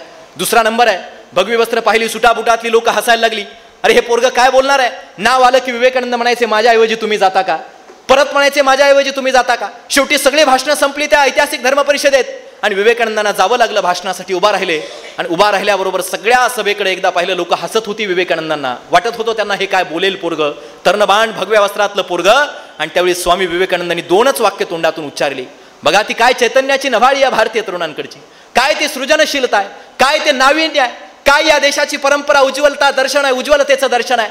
या जगाच्या पाठीवर पहिल्यांदा ही गोष्ट म्हणाले होते माऊली ज्ञानोबाराय, हे विश्वाची माझे घर ऐसी मती जयाची स्थिर, हे माऊली ज्ञानोबाराय यांनी सांगितलं होतं. या जगाच्या कानाकोपऱ्यात राहणाऱ्या जातीनं, धर्मानं, पंथानं, वर्णानं, वंशानं, लिंगानं कुणी असू द्या, प्रत्येकाला भाऊ आणि बहीण मानण्याचं सामर्थ्य आमची संस्कृती शिकवते. 2 शब्दात विवेकानंदांनी सांगितलं, my dear brothers and sisters. शिकागोच्या धर्म परिषदेच्या सभागृहात उभा राहिलं आणि 1.5 मिनिट विवेकानंदांच्यासाठी टाळ्या वाजवत होतं. 1.5 मिनिट भारतीय तरुणांकडे असलेलं ते चैतन्य विवेकानंदांनी प्रदर्शित केलं होतं. भाषण झालं. चारित्र्य काय असतं, संस्कार काय असतो, उच्चता काय असते. भाषण संपलं. विवेकानंद खाली उतरले. अमेरिकेतली सुंदर तरुणी जवळ आली विवेकानंदांच्या, अतिशय सुंदर. आणि विवेकानंदांना म्हणायला लागली, तुम्ही एवढे तेजस्वी ओजस्वी आहेत, कृपया माझ्याशी विवाह करा, मला तुमच्याशी लग्न करायचं आहे. विवेकानंद बुचकळ्यात पडले. विवाह? माझा धर्म आता परवानगी देत नाही. मी भगवी वस्त्र परिधान केलीत, मी विवाह करू शकत नाही. नाही, मला तुमच्याशीच विवाह करायचा आहे. ती सुंदर तरुणी मागेच लागली. विवेकानंद म्हणतायत मी विवाह करू शकत नाही. आणि विवेकानंदने हात जोडले आणि प्रामाणिकपणे विचारलं, का तुम्हाला माझ्याशी विवाह करायचा आहे. अमेरिकेतली ती सुंदर तरुणी म्हणते, मी जर तुमच्याशी विवाह केला, तुम्ही एवढे तेजस्वी, एवढे ओजस्वी, एवढे विद्वान, तुमच्या आणि माझ्या पोटी भविष्यात जन्माला येणारं पोर किती तेजस्वी ओजस्वी विद्वान होईल. विवेकानंदांनी हात जोडले आणि म्हणाले, आपण दोघांनी विवाह करायचा, आपल्या पोटी जन्माला येणाऱ्या पुत्राची वाट पाहत बसायची, त्यापेक्षा माते तू मलाच आपला पुत्र का मानत नाहीस. काय संस्कार आहे, काय संस्कार आहे, काय ते चैतन्य आहे. आणि हा संस्कार, हा विचार घेऊन ज्यावेळी माझी पिढी आज जगायला लागेल, मला त्यावेळी खात्री वाटते की माझ्या पिढीची वाट सुद्धा सुंदरतेनं नटल्याशिवाय राहणार नाही, माझी पिढी सुद्धा झेपावल्याशिवाय राहणार नाही. शेवटच्या टप्प्यात काही महत्त्वाच्या 2-3 गोष्टी फक्त शेवटच्या टप्प्यात तुम्हाला बोलायच्यात. एका काही गोष्टींच्या आयुष्यभर किंवा सातत्यानं वावरत असताना मला खंत वाटत राहते. मी एक गोष्ट सातत्यानं पाहतो, समाजात सर्रासपणे वातावरण दिसतं. अलीकडच्या काळातल्या पोरांना आई आणि वडील यांच्यात सोबतचा त्यांचा संवाद तर कमी झालाच आहे, पण आई वडिलांच्या प्रती जी संवेदनशीलता किंवा जी भावनिकता असते, ती भावनिकता आता कुठेतरी पाहायला मिळत नाही. पण एखादा चित्रपटातला हिरो समोरून येऊ द्या, एखादी चित्रपटातली हिरोईन समोरून येऊ द्या, त्या हिरो सोबत आणि हिरोईन सोबत जर एखादा सेल्फी काढला, एखादा फोटो काढला आणि तो फोटो लेकरं फ्रेम करून घरात लावतात आणि त्यांना आयुष्याची कमाई वाटते. आजच्या पोरांना एखाद्या हिरो हिरोईन सोबत काढलेला फोटो म्हणजे त्यांच्या आयुष्याची कमाई वाटायला लागलेली आहे. पण इथल्या प्रत्येक बंधू भगिनीला, माझ्या या सगळ्या समोर बसलेल्या तरुण पिढीला मला हे सांगायचं की मित्रांनो, माझ्या बंधू भगिनींनो, एखादी चित्रपटामधली ऐश्वर्या रॉय तुम्हाला खूप सुंदर वाटत असेल, कदाचित एखाद्या चित्रपटातली प्रियंका चोप्रा नावाची हिरोईन तुम्हाला खूप सुंदर वाटत असेल, पण लक्षपूर्वक ऐका, या जगाच्या पाठीवरती प्रत्येक लेकरासाठी आई इतकी सुंदर दुसरी कुठलीच बाई नसते. आई इतकी सुंदर कुठलीच बाई नसते. हे तुम्ही आपल्या काळजावर कोरून ठेवावं लागेल. शिवाजी महाराजांचं नाव आपण घेतो ना, मातृनिष्ठा काय असते, मोठं कोण आहे, उंच भरारी कुणी घेतली, प्रचंड पैसा कमावणाऱ्यानं घेतली, गाड्या घोड्या बंगला कमावला म्हणजे घेतली नाही. मी असं सांगत असतो, ज्या लेकराला आईच्या डोळ्यातलं स्वप्न आणि बापाच्या किमान फाटक्या बनियांची किंमत कळाली ना, ते पोरग माझ्या दृष्टीनं सगळ्यात मोठं आहे. ते मोठे पण ज्यावेळी लेकरं कमवायला लागतील, तर मला वाटतं समाजाच्या या योग्य दिशेनं हा समाज गेल्याशिवाय राहणार नाही. शिवाजी महाराजांचा उल्लेख आपण मगाशी केला, छत्रपती शिवाजी महाराजांचा नावलौकिक झाला. मला सांगा, शिवाजी महाराज आपण जर पाहिलं, कधी मनाला प्रश्न पडलाय का की त्यावेळी माणसं काही जन्माला आली असतील, पण शिवाजी महाराजांनाच का प्रश्न पडला की आपण स्वराज्याची निर्मिती करावी, हातात तलवार घेऊन, तलवारी इतकं वजन आहे, त्या वयात तलवार हातात घेतली आणि स्वराज्याची निर्मिती करायला लागले शिवाजीराजे. या प्रश्नाचं उत्तर आहे, याची कारणं आहेत. एके दिवशी लहान असलेल्या त्या शिवाजी महाराजांनी आपल्या आईच्या जिजाऊच्या डोळ्यात पाहिलं आणि शिवाजी महाराजांना दिसलं, अरे माझ्या आईच्या डोळ्यात दिसतंय, माझ्या आईला प्रश्न आहे, माझ्या आईला वाटतंय की माझ्या नवऱ्यानं म्हणजे शहाजी राजानं किती दिवस त्या आदिलशाहला, निजामशाहला मुजरे करायचे, हुजरे करायचे, अरे आमचं सुद्धा स्वतःचं स्वतंत्र राज्य उभं राहिलं पाहिजे. आणि म्हणून शिवाजी महाराजांनी हातात तलवार घेतली. आपल्या आईच्या डोळ्यातलं स्वप्न सत्यात उतरावं, रयतेला सुखाची जाणीव व्हावी, यासाठी हातामध्ये तलवार शिवाजी महाराजांनी घेतली. अरे मासाहेब जिजाऊंसाठी रायगड नावाच्या किल्ल्यावर एक महल बांधलाय, माँसाहेब जिजाऊंना वृद्धपणाच्या काळात रायगडाची हवा मानवत नाही, लगेच आपल्या आईसाठी रायगडाच्या पायथ्याला दुसरा पाचाडचा वाडा शिवाजी महाराजांनी बांधून दिलाय. आईनं हाक द्यायची, माझा राजा माँसाहेबांच्या हाकेला धावत धावत जायचा, माँसाहेबांच्या चरणाची चरणधूळ मस्तकाला लावायचा. एवढी मातृभक्ती माझ्या शिवाजी महाराजांच्या ठाई असल्याची पाहायला मिळते. मला सांगा, आपण आज समाजामध्ये काका जर असले की आपल्याला सवय त्यांना काकासाहेब म्हणायची, भैया असले की त्यांना भैयासाहेब म्हणायची सवय, आबा असले की आबासाहेब म्हणायची सवय. पण आपल्या आईला कधी कुणी साहेब म्हणलंय का? आईला कुणी साहेब म्हणलंय का? पाहिलं आपण कधी उदाहरण? आईला साहेब म्हणणार जगाच्या पाठीवर एकच माणूस आहे, त्याचं नाव छत्रपती शिवाजी महाराज. आपल्या आईला मा साहेब म्हणायचे, मा साहेब. आई प्रतीची ही निष्ठा शिवाजी महाराजांचं चरित्र शिकवतं. पिता शहाजीराजांच्या प्रतीची निष्ठा हे शिवाजी महाराजांचं चरित्र शिकवतं. हे समजून घेणं गरजेचं आहे. स्वराज्याचं सर्वोच्च स्थान शिवाजीराजा जरी चुकला तर शिवाजीराजांना न्याय निवाडा करण्याचा अधिकार माँसाहेब जिजाऊंच्याकडे आहे. आईला सर्वोच्च स्थान माझ्या शिवाजीराजांनी दिलंय. हे आम्हाला कधीतरी आज छत्रपती शिवाजी महाराज आणि उंच झेपावतो हे म्हणत असताना तुम्हाला आणि मला समजून घेणं गरजेचं आहे. कारण आपण जर पाहिलं, आई आणि वडील ही दोनच जागा आहेत आणि गुरु की ज्यांच्या ठाई आपण निष्ठेनं आपला माथा झुकवू शकतो. अन्यथा समाजात घराचा उमरा ओलांडला माझ्या या पिढीला मला सांगायचं की पावला पावलावर दिसतं, पावला पावलावर तुम्हाला मित्रमैत्रीण नातेगोती सगळे सोयरे भेटतील आणि प्रत्येक जण एकच प्रश्न विचारेल, काय कमावलं, किती कमावलं आणि कसं कमावलं. पण एकटी आई असते बघा बाळांनो, तुम्हाला लक्षात येत असेल, एकटी आई असते जी घरात गेली की प्रश्न विचारते, बाळा आज काय खाल्लंस, आज काय खाल्लंस की नाही. ही ममता आईच्या ठाई असते, ही फक्त आईच्या ठाई असते. कुणीतरी म्हटलंय, कुणीतरी फार सुंदर म्हटलंय की तुमच्यावर डोळे झाकून प्रेम करणारी प्रेयसी असेल, डोळे उघडे ठेवून प्रेम करणारी मैत्रीण असेल, डोळे ओटारून आणि मोठे करून प्रेम करणारी तुमची बायको असेल, पण डोळे मिटेपर्यंत लेकरावर प्रेम करणारी फक्त आई असते. फक्त आई तुमच्यावरती तेवढं प्रेम करत असते. आणि म्हणून एक कवी, एक सुभाषितकार फार सुंदर सांगतात की इथल्या प्रत्येक कुठल्याही लेकराला उठवा आणि त्याला विचारा, एखादा देव जरी आकाशातून आला आणि लेकराला विचारलं की सांग बाळा तुला पुढच्या जन्मी नेमकी कशी आई पाहिजे, लता मंगेशकर सारखी गाणारी आई पाहिजे, ऐश्वर्या रॉय सारखी सुंदर आई पाहिजे की नीता अंबानी सारखी श्रीमंत आई पाहिजे. ते पोरगा सांगेल नको मला कुणी लता मंगेशकर किंवा नको कुणी अंबानी, भले माझी आई पाजत असेल पिठात ओतून पाणी, भले माझी आई पाजत असेल पिठात ओतून पाणी, पण तिच्या हातच्या पाण्यालाही अमृताची चव येते. लता दिदी असतील हो ग्रेट, पण मला मात्र माझ्या आईच्याच अंगाईनं झोप येते, मला मात्र माझ्या आईच्याच अंगाईनं झोप येते. हे आईचं मोठेपण आहे, हे आईचं मोठेपण आहे.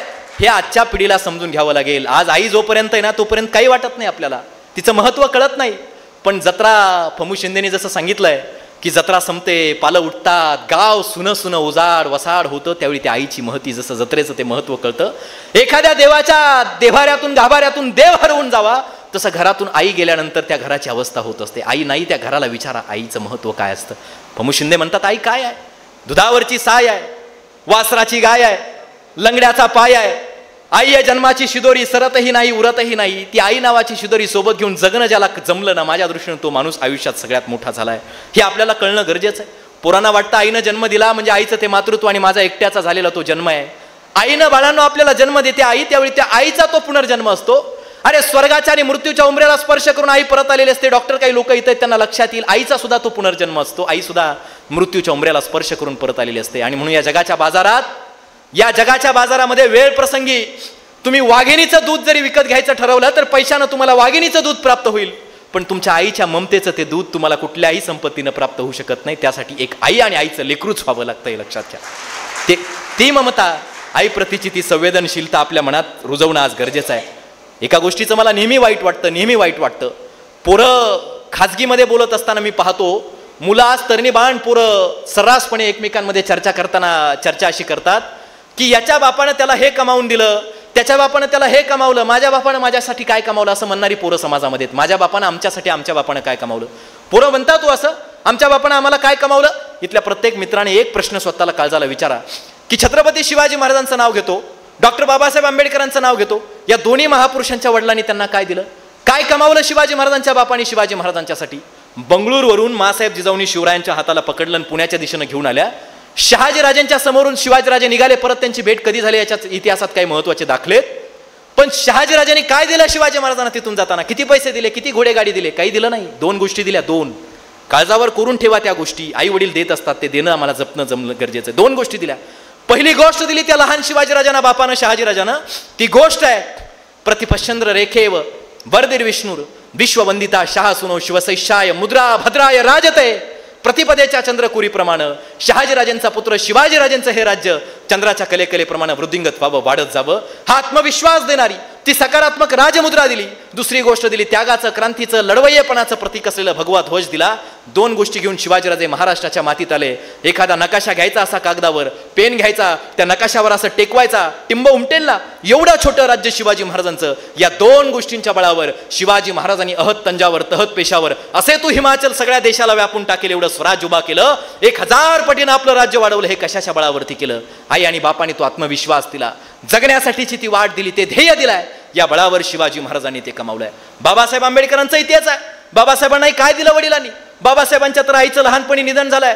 बाबासाहेब आंबेडकरांच्या आई लहान असतानाच निधन झाले, बाबासाहेब आंबेडकर लहान असतानाच. आणि बाबासाहेबांचे वडील आंबेडकरांना, डॉक्टर बाबासाहेब आंबेडकरांना घेऊन शहरात आलेत शिकवण्यासाठी. वडील दिवसभर काबाड कष्ट करतायत. बाबासाहेब शाळेत जात आहेत. शाळेतून घरी आले की रामजी बाबांनी बाप कसा असावा बघा. रामजी बाबा स्वतःच्या हाताने भाकरी बनवतायत, बाबासाहेबांना जीव घालतायत. बाबासाहेब आंबेडकर जेवण करतायत, अभ्यास करतायत आणि झोपी जात आहेत. एके दिवशी बाबासाहेबांच्या लक्षात आलं आपल्या घरात 18-20 दारिद्र्य, मी संध्याकाळच्या वेळेला जेवतो, झोपी जातो, माझे वडील रामजी बाबा मात्र कधी जेवतात मला कळत नाही. एके दिवशी बाबासाहेबांनी रामजी बाबांचा हात पकडला, खाली बसवलं आणि म्हणाले बाबा माझ्यासोबत तुम्ही सुद्धा जेवायचं आहे. रामजी बाबा म्हणाले नाही बाळा मी जेवल नंतर न. बाबासाहेब म्हणाले माझ्यासोबत जेवा काय आजच्या दिवस? रामजी बाबा म्हणतात नाही मी नंतर न जेवेल. बाबासाहेबांना कळे ना बाबा असं का म्हणतायत, मी रोज जेवून झोपी जातो. बाबा मात्र जेवतात की नाही? बाबासाहेबांनी जेवण उरकलं होतं, भाजीचं ते पातेलं उघडून पाहिलं, भाकरीची दुरडी ती ती टोपलं उघडून पाहिलं, अन्नाचा कण सुद्धा त्यात शिल्लक नव्हता. खळकण बाबासाहेबांच्या डोळ्यातून पाणी आलं.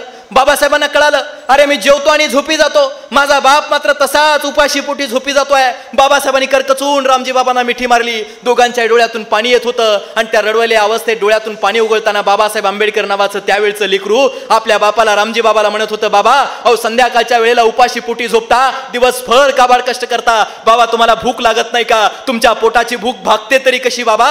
त्यावेळी एक बाप आपल्या लेकराला काय संस्कार करत असतो? रामजी बाबा बाबासाहेबांना सांगत होते अरे भिवा, भाकरीच्या तुकड्यानं या रामजी बाबाच्या पोटाला लागलेली भुकेची आग शमणार नाही. माझा भिवा शिकून सवरून एवढा मोठा होईल की जगाच्या नजरा त्याच्याकडे बघताना अशा विस्फारतील. त्या दिवशी माझ्या काळजाला लागलेली ही आग शांत होईल, त्या दिवशी माझी भूक भागली जाईल. हे सांगणारा बाप समाजामध्ये असतो, हे पोरांनी कळून घेतलं पाहिजे. नाहीतर पोरांना वाटतं, इथल्या तरुण पिढीला वाटतं बाप रडत नाही, बाप भावनिक नाही, बाप संवेदनशील नाही, बापाला भावना नसतात, बाप रडत नसतो, बापाच्या डोळ्यात पाणी येत नसतं. अरे बाप सुद्धा संवेदनशील असतो, बापाच्या सुद्धा डोळ्यात पाणी येत असतं, बाप सुद्धा भावनिक असतो. हे कधीतरी समजून घ्या. बापाकडे कधीतरी पाहायचं असेल, बाप सुद्धा रडत असतो, हे जर पाहायचं असेल तर मी नेहमी सांगत असतो एखाद्या मुलीचं जर लग्न असेल ना, आमच्या मुली एखाद्या भगिनीचं तिचं लग्न असेल, तिच्या लग्नात सगळ्या आल्या गेलेल्या नात्या गोत्यात ती लोक नाराज होऊ नयेत म्हणून त्यांच्या पाठीमागं दुडुदुडू धावणं त्यांचा पाहुणचार करणारा बाप कधीतरी नीट कटाक्षानं पहा. आणि लेकीला वाट लावताना सगळे तिच्या सोबत असतात, तिला धीर आधार देतात, एकत्रित असतात. एकटा बाप दूर कोपऱ्यात जाऊन रडत असतो, दूर अश्रू ढाळत असतो. तो बाप जर पाहिला ना तर कळतं बापाच्या सुद्धा डोळ्यात अश्रू येत असतात. लेक सासरवरून माहेरी येते, माहेरी आलेली लेक घरात 4 दिवस नांदते. बापाला लेकीचं लहानपण आठवतं, तिचे ते चिमुकले पावलं आठवतात. पण बाप मात्र लेकीला वाट लावताना, परत सासरी पाठवताना बसस्थानकावर ज्यावेळी घेऊन जातो, लेकीसाठी स्वतःच्या गळ्यातला ते गमजा मफलर काढून त्या सीटवर, बसचं सीट जागा पकडताना टाकतो. लेक एकदा बसली की डोळ्यातून येणाऱ्या अश्रूच्या धारा लेकीला दिसू नयेत म्हणून लेकीकडे ताबडतोब पाठ करणारा बाप कधीतरी त्याच्या समोर जाऊन बघा, त्याच्या डोळ्यातून घळाघळा अश्रू उगळत असतात. एखादा पोरगा नापास झालं, चुकलं, परीक्षेत कमी गुण मिळाले, बाप पाठीत धपाटा टाकेल, ओरडेल, पोराला बापाचा राग येईल, पण त्या बापाच्या पाठीमागं जातो. बाप शेतात जातो, दुपारच्या वेळेला भाकरीचं गाठोडं जेवणासाठी सोडतो. त्यावेळी त्या बापाच्या घशाआड सुद्धा अन्नाचा घास जात नाही, कारण त्या बापाच्या मनात प्रश्न असतो अरे माझ्या पोराला काहीतरी देण्यात मी कमी पडलोय का, म्हणून माझा बाप पोरगं नापास झालंय का, हा प्रश्न त्या बापाच्या मनात असतो. म्हणून अनिल दीक्षित नावाचे कवी जी कविता लिहितात ना, बाप म्हणजे कसा आहे, आम्हाला कधी कळत नाही बाप रडतो म्हणून, बाप संवेदनशील आहे, बाप भावनिक आहे, आम्हाला कधी कळत नाही. अनिल दीक्षित म्हणतात बाप म्हणजे कसा, जसा पाण्यातला मासा, अरे त्याच्या डोळ्यातला थेंब पोरा दिसणार कसा. बाप काय आहे? बाप तलवार आहे, बाप ढाल आहे, बाप पेटती मशाल आहे. अरे बाप जागतो ना म्हणून तुमचं घर खुशाल आहे. घराला खुशाली प्रदान करणाऱ्या या बापाची आणि आईची किंमत ज्या लेकराला कळाली ना, त्या लेकराने उंच भरारी घेतली. हे आपल्याला या कार्यक्रमाच्या निमित्तानं समजून घ्यावं लागेल. म्हणून मी नेहमी सांगत असतो, या पृथ्वी तलावरती तुमच्या डोक्यावरती 3 सूर्य आहेत, एक आकाशातला सूर्य आहे आणि आई आणि बाप नावाचे हे 2 सूर्य आहेत. जोपर्यंत हे 2 सूर्य तुमच्या डोईवर तळपतायत ना, तोपर्यंत तुम्ही अंधारात चाचपडणार नाहीत. या सूर्यांना जपायला शिका. आई आणि बाप नावाचे हे तेजाळ ते सूर्य ज्या लेकरांनी जपले, ती लेकरं माझ्या दृष्टीनं आयुष्यात सगळ्यात मोठी झाली, हे या कार्यक्रमाच्या निमित्तानं सांगेल. शेवटचे फक्त 3 मिनिटं मी तुमचे आता घेणार आहे. मोठं कोण, उंच भरारी घेतली कोणी, झेपावलं कोण, सक्षम झालं कोण, हे सांगताना मी आवर्जून जिथं जातो तिथं हे उदाहरण सांगत असतो. माझ्या नजरेत कोणतं पोरगं मोठं आहे, कोणत्या लेकरानं उंच भरारी घेतली. जसं स्वर्गीय डॉक्टर दौलतरावजी बाबा आहेर यांच्याकडे जर पाहिलं, मी मगाशीपासून सांगतोय की गुरं चारणारा एखादा व्यक्ती, गुरं चारणारा एखादा मुलगा म्हशीच्या पाठीवरून उतरून राज्याच्या आरोग्यमंत्री पदापर्यंतचा प्रवास करतोय, आणि तो प्रवास करत असताना सगळा प्रवास आणि आपली जीवनी हे समाजासाठी अव्याहतपणे खर्ची घालण्याचं काम ते करतायत. हा प्रवास आहे.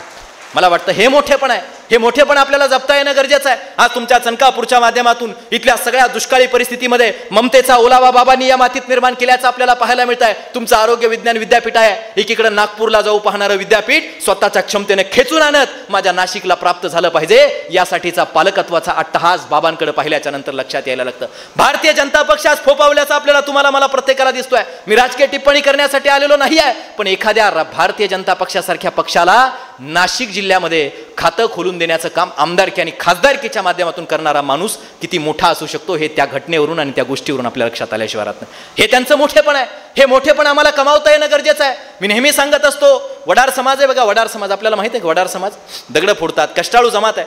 वडार समाजातली एक बाई आहे. इथल्या प्रत्येक तरुण मित्राने ही गोष्ट समजून घ्यायची, लक्षात घ्यायची. वडार समाजातली एक बाई आहे. त्या बाईला 12 वर्षाचं लेकरू आहे. सर 12 वर्षाचं लेकरू, ही सत्य कथा मी तुम्हाला सांगणार आहे. 12 वर्षाचं लेकरू आहे. आई मात्र अंगात ताप, एके दिवशी काम होत नाही, रस्त्यावर खडी फोडायच्या कामाला जाते. एका रस्त्याच्या काम होत नाही तरी पोटाची खळगी भरावे म्हणून कामाला जाते. 12 वर्षाचं लेकरू असं शेजारी खेळतंय. आई मात्र खडी फोडते, दगड फोडते, आणि अचानक एक कलेक्टरची गाडी तिथे येते. धूळ उडवत सुटाबुटातला कलेक्टर खाली उतरतो, बाईच्या जवळ जातो. त्या बाईला वाटेल त्या शिव्या देतो, वाटेल तितकं बोलतो. त्या बाईला शिव्या देऊन वाटेल तितकं बोलून तो कलेक्टर गाडीत बसतो, निघून जातो. ते 12 वर्षाचं लेकरू आईच्या जवळ जातं, आईच्या खांद्यावर हात ठेवतं, आईच्या डोळ्यातून अश्रू येतात. पोराच्या काळजात सर्र होतं, वेदना होतात. ते पोरगं आईला विचारतं, त्याला कळतं आईला या माणसानं शिव्या दिल्यात. ते पोरगं म्हणतं, आई ते कोण होतं ग? आई म्हणते, सरक हो तिकडे, चिडते त्याच्यावर, तुला नाही कळायचं, ते कलेक्टर असतात, फार मोठे साहेब असतात. पोरगं चिडतं. आईच्या हातातला असा छन्नी हातोडा दगड फोडण्याचा हिसकावतं.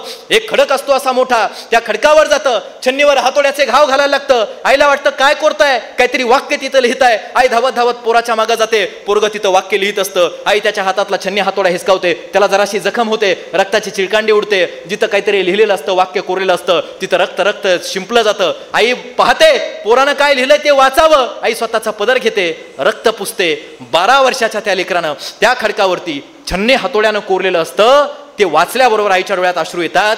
त्या 12 वर्षाच्या लेकरानं लिहिलेलं असतं, आई तुझ्या डोळ्यातून ओघळणाऱ्या प्रत्येक अश्रूच्या थेंबाचा बदला घेण्यासाठी मी सुद्धा एक दिवस कलेक्टर होणारच, मी सुद्धा एक दिवस कलेक्टर होणारच. आज मला इथं जमलेल्या माझ्या या सगळ्या तरुण पिढीला सांगताना अभिमान वाटतो. ही सत्य कथा आहे.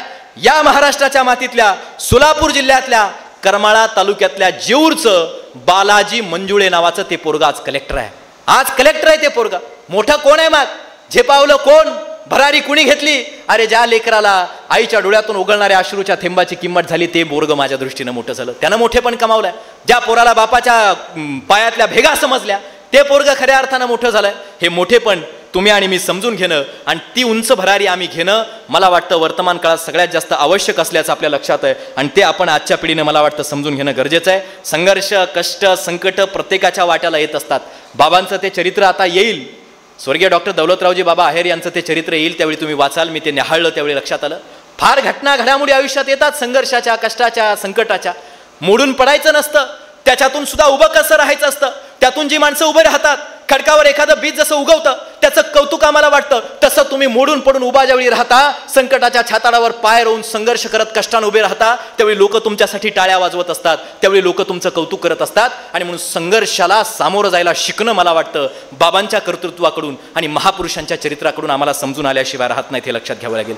शिवरायांच्या वाट्याला तेच आहे, बाबासाहेब आंबेडकरांच्या वाट्याला तेच आहे. डॉक्टर APJ अब्दुल कलाम घ्या, नापास झालेला माणूस आहे, अधिकारी व्हायचं स्वप्न आहे, नापास झाले, आत्महत्या करायला निघाले, पण तरी सुद्धा स्वतःला सावरलं आणि APJ अब्दुल कलाम या देशाचे राष्ट्रपती झाले. हे समजून घ्यायला शिका. आणि म्हणून तुम्ही सर्वजण शिक्षणाच्या प्रवाहामध्ये आहात, शिक्षण घेताय, स्वतःच्या आयुष्याला दिशा देताय, स्वतःला घडवताय. आणि म्हणून हे शिकताना, या प्रवाहामध्ये असताना शिक्षणाचंही कधीतरी महत्त्व समजून घ्या, उमजून घ्या. हे सुद्धा या कार्यक्रमाच्या निमित्तानं सांगायचं आहे. मी काल भगवान सरांशी चर्चा करताना तेच म्हटलं की शिक्षण म्हणजे काय असतं, शिक्षणाचा अर्थ काय आहे.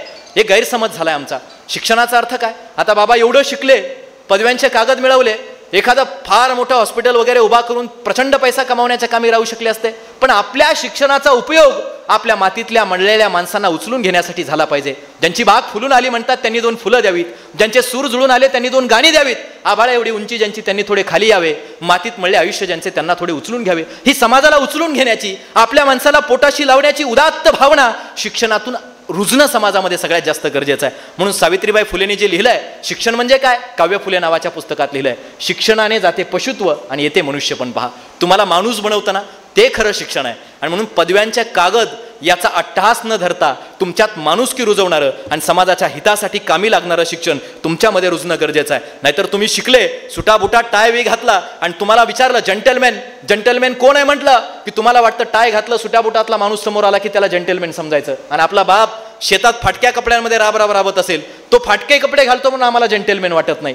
हे जे संस्कार रुजतायत ना, हे कुठेतरी दूर झाले पाहिजेत. लक्षात घ्या, रिसेप्शनवर टाय घालून सुटाबुटात बसलेली एखादी मुलगी इंग्लिशचे 2 शब्द बोलली की आजच्या पिढीला ती फार हुशार वाटायला लागते, विद्वान वाटायला लागते. आणि आपल्या या अडाणी भाषेत जुन्या म्हणी म्हणत असेल, जुनी ती परंपरा वैचारिक चालवत असेल, आम्हाला आमच्या आई निरक्षर वाटायला लागते. मग तुमच्या शिक्षणाला काहीच अर्थ उरत नाही. लक्षात घ्यायला शिका. शिकलेली माणसं समाजाचं फार भलं करतात अशातला भाग नाही बरं का, मी असं मानणारा माणूस आहे. शिकलेल्यांनी काय फारच भलं केलं अशातला भाग नाही. मला सांगा, प्रदूषण कोण करतं?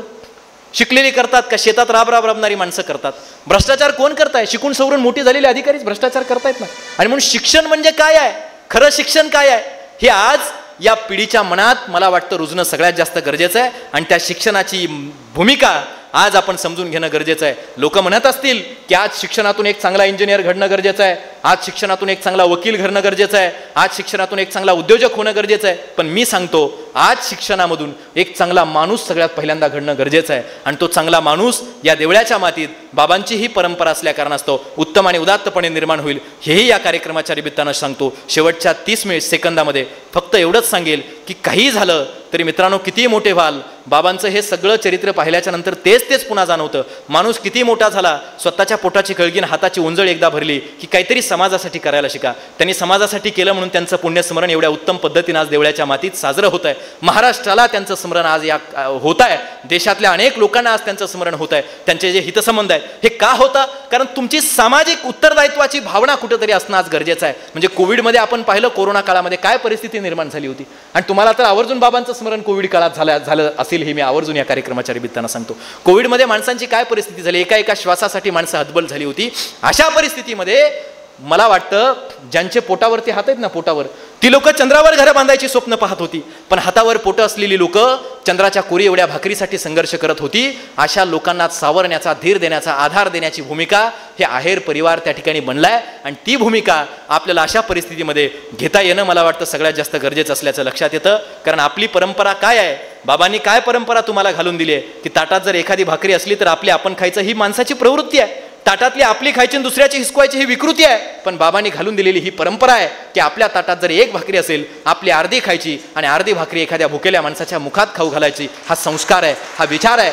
हा विचार तुम्ही अव्याहतपणे पुढे चालू ठेवाल, हेच या कार्यक्रमाच्या निमित्तानं तुम्हाला या ठिकाणी सांगायचं आहे. शेवटी काही नाही, वाटतं आमच्याकडे हे ते एवढं तेवढं सगळं आहे, काही सोबत येत नाही. एकदा वेळ आली ना, काळ आला ना, माणसाचा गर्वताठा सगळा निघून पडतो. आणि वेळ आल्यानंतर शर्टाचं बटन लावायला सुद्धा विधातात काळ तुम्हाला वेळ देत नाही. आणि म्हणून माणसं जपा, माणुसकी जपा. एक उत्तम आणि उदात्त माणूस म्हणून समाजामध्ये कसं वावरता येईल, कसा तो विचार प्रवाहित ठेवता येईल हे शिका. ही रामाची भूमी आहे. प्रभू श्रीरामांचा आदर्श वारसा तुमच्या मातीला आहे. राम आणि रावणातला फरक समजून घ्यायला शिका.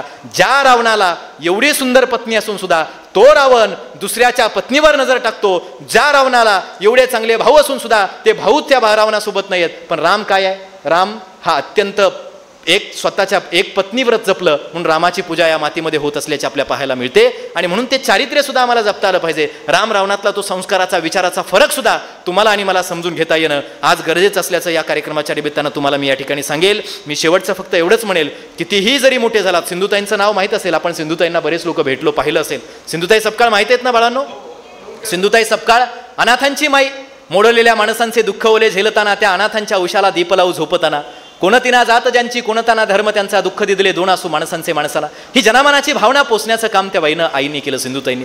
त्या सिंधुताईंना मी एकदा भेटलो बरं का. सिंधुताईंची भेट घेतली, लहान होतो, आणि मला कायम कुतूहल वाटायचं त्यांचं. या पिढीला मला त्यांनी दिलेला एक संदेश आणि विचार आज सांगावा असा वाटतो. किती मोठे झालाल, किती भरारी घेतली तरी या स्वर्गीय डॉक्टर दौलतरावजी आहेर बाबांनी आणि आमदार साहेबांकडे आपण पाहून ती जी परंपरा ते चालवतायत ना, मला त्या गोष्टीचं कौतुक वाटतं. मी सिंधुताईंना भेटलो आणि सिंधुताईंना भेटलो, गर्दी होती त्यांच्यासमोर. मी म्हटलं 9 वारीतली बाई अमेरिकेत भाषणाला गेली, सिंधुताईच्या जवळची लोकं पांगली, असं मैदान होतं मातीचं, आणि मी सिंधुताईंच्या जवळ गेलो आणि सिंधुताईंना म्हटलं, माई या मातीतून अमेरिकेपर्यंत गेलात, एवढं विश्व उभा केलंय स्वतःचं, मला एखादा तुमचा विचार सांगा ना, मी सुद्धा प्रगती करू शकेल. सिंधुताईंनी असे हात दुमडले पाठीमागं आणि अशा चालायला लागल्या समोर.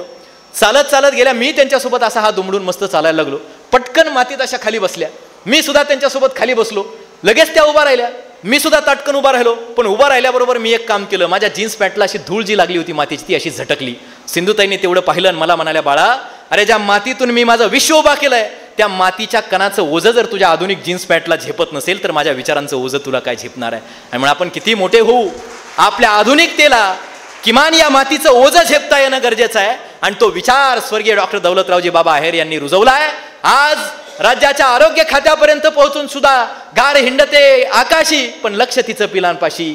कसमादे परिसरावर विशेष प्रेम बाबाचे आरोपही झाले असतील राजकारणात कित्येकदा, पण ते आहे ते छाती ठोकपणे सांगितलं पाहिजे की माझ्या मातीवर माझं प्रचंड प्रेम आहे. मातीवर प्रेम करणारा, विजिगीषू वृत्ती असणारा हा नेता पुन्हा होणे नाही, असा लोकनेता पुन्हा होणे नाही. आजही स्वर्गीय डॉक्टर दौलतरावजी बाबा आहेर यांचं स्मरण या मातीतल्या प्रत्येक माणसांना होत आहे. मला वाटतंय या चिरंतन स्मृतीच्या माध्यमातून बाबा आपल्यामध्ये जिवंत आहेत आणि मला खात्री आहे आज बाबांचा तो वारसा अव्याहतपणे आणि अतिशय उत्तम पद्धतीनं चालवण्याचं काम आदरणीय डॉक्टर आमदार राहुलजी आहेर साहेब या ठिकाणी चालवत आहेत. मी पाहिलं 3 वेळा आमदार होणं एवढं सोपं नाही, एवढ्या लीडनं तिसऱ्यांदा आमदार होणं ही फार कौतुकाची गोष्ट आहे. तिसऱ्यांदा आमदार झाला आहेत. आणि एक गोष्ट पाहतो बघा, आमच्याकडं आम्ही पाहिलं एकदा आमदार झाला, साधा जिल्हा परिषदेचा सदस्य झाला, चर्चेत असतो, फार चर्चा, सोशल मीडियावर इकडे तिकडे चर्चा, सगळं ते चाललेलं असतं. पण 3 वेळा आमदार होऊन सुद्धा तुम्ही कुठला बडेजाव मिरवत नाहीत, या गोष्टीचं कौतुक आहे. बडेजावीचा लवलेश तुमच्यात नाही आहे, माणसांची सेवा हे घेऊन तुम्ही चालतायत, या गोष्टीचं कौतुक आहे. चांगुलपणाच्या पाठीशी तुम्ही चालतायत. आणि मला खात्री आहे ही फक्त इथल्या देवळ्याच्या मातीतली भूमिका म्हणून नाही, या राज्यातला एक तरुण आहे, मी एक मतदार आहे, या राज्यातला एक तरुण म्हणून ही भूमिका या कार्यक्रमाच्या निमित्तानं मी ही मांडेल. या महाराष्ट्राच्या हितासाठी लवकरच तुम्ही आज आमदार आहेत, पण किमान तुमची अपेक्षा काय मला माहीत नाही, पण मला असं वाटतं की बाबांचा हा वारसा घेऊन किमान या राज्याच्या आरोग्यमंत्री पदाची जबाबदारी अशा माणसाच्या खांद्यावरती असली पाहिजे. आणि आशा आहे की उद्याच्या काळात या राज्याच्या आरोग्यमंत्री पदाची भूमिका आपल्याला प्राप्त होईल. त्यासाठी मी आपल्याला मनापासून शुभेच्छा या कार्यक्रमाच्या निमित्तानं देतो. आज मला या ठिकाणी निमंत्रित केलं, माझ्यासारख्या एखाद्या तरुणाचा इतका यथोचित सन्मान केलात, मला बोलण्याची संधी आपण उपलब्ध करून दिली, या पिढीसमोर व्यक्त होता आलं, या देवळ्याच्या मातीतल्या अतिशय सुस्वभावी लोकांच्या समक्ष मला बोलता आलं, त्याबद्दल मी आपल्या सगळ्यांचे आभार व्यक्त करतो. एक पोरगा बोलताय म्हणून कानांचा कोट करून तुम्ही सर्वजण ऐकतायत, आमदार साहेबही ऐकतायत, त्यांचेही मी अंतःकरणापासून आभार व्यक्त करतो. ज्यांनी बोलावलं ते अतिशय मितभाषी, उत्तम अभ्यासक असलेले इंग्लिशचे प्राध्यापक असून सुद्धा मराठी साहित्याचा दांडगा त्यांचा अनुभव आहे, ते सन्माननीय भगवानजी आहेर सर यांचे मी मनापासून आभार या कार्यक्रमाच्या निमित्तानं व्यक्त करून या सर्व आहेर परिवार आणि या देवळ्याच्या मातीतल्या लोकांचे आभार ऋण या कार्यक्रमाच्या निमित्तानं व्यक्त करून शेवटी बाबांच्या पावन स्मृतींना या कार्यक्रमाच्या निमित्तानं या ठिकाणी वंदन करत असताना, त्यांच्या चिरंतन अस्तित्वाच्या स्मृती देवळ्याच्या मातीत कायम आहेत, त्यांच्या या स्मृतींना वंदन करत असताना बाबांची जी आशा अपेक्षा असेल आजही, ती अपेक्षा फक्त कवितेच्या शब्दात शेवटी म्हणताना एवढंच म्हणतो की सत्य सुंदर मंगलाची नित्य हो आराधना, दुःखिताचे दुःख जाओ ही मनाची कामना, भेद सारे मावळू द्या वैर साऱ्या वासना, मानवाच्या एकतेची पूर्ण हो कल्पना. हे जग लोकांना जगण्यासाठी, जीवाला जगण्यासाठी अधिक सुंदर व्हावं, हीच बाबांची भावना या निमित्तानं मांडतो. त्यांना पुनश्च वंदन करतो आणि थांबतो. कोटी कोटी धन्यवाद.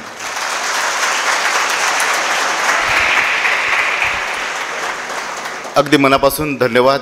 घे उंच भरारी या विषयाच्या माध्यमातून ज्या विचारांचं पुष्प आपण आमच्या या तरुण मुलांमध्ये पेरलं, त्याचे नक्कीच ऊर्जेच्या माध्यमातून ते आपलं जीवन व्यतीत करतील. मी आपल्या चांदवड देवळा मतदारसंघाचे विद्यमान आमदार डॉक्टर राहुलदादा आहेर यांना विनंती करतो की कृपया आपण मंचावरती यायचं आहे. आपल्या हस्ते येथील काही विद्यार्थ्यांचा सत्कार आपण करणार आहोत, त्याच्यामुळे आपण कृपया मंचावरती यावं ही विनंती. उपस्थित जन हो, काही दिवसांपूर्वी महाराष्ट्राचे माजी आरोग्यमंत्री स्वर्गीय डॉक्टर दौलतरावजी आहेर यांच्या स्मृतिप्रित्यर्थ आपण तालुकास्तरीय वक्तृत्व स्पर्धेचं आयोजन केलं होतं आणि अनेक शाळांनी या स्पर्धेमध्ये भाग घेतला. त्या स्पर्धेमध्ये एकूण 5 विद्यार्थ्यांचा बक्षीस वितरणाचा कार्यक्रम आपण इथं करणार आहोत. ही जी वक्तृत्व स्पर्धा झाली, या वक्तृत्व स्पर्धेमध्ये एकूण 3 विषय देण्यात आले होते. मनाचा आनंद, भारतीय लोकशाही पुढील आव्हाने आणि जे खळांची व्यंकटी सांडू या 3 विषयांवरती विद्यार्थ्यांनी 6 मिनिटाचं भाषण केलं होतं आणि त्याच्यामध्ये जे पहिले 5 विद्यार्थी आले त्या विद्यार्थ्यांचा आपण आता इथे यथोचित सन्मान करणार आहोत. सर्वप्रथम आपण उत्तेजनार्थ बक्षीस देणार आहोत.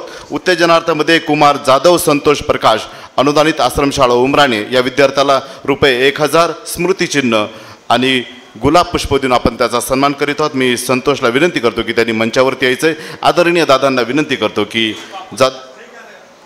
आदरणीय बापूंच्या हस्ते आपण सन्मान करीत आहोत. जाधव संतोष प्रकाश अनुदानित आश्रमशाळा उमराणे उत्तेजनार्थ बक्षीस ₹1000 स्मृतिचिन्ह.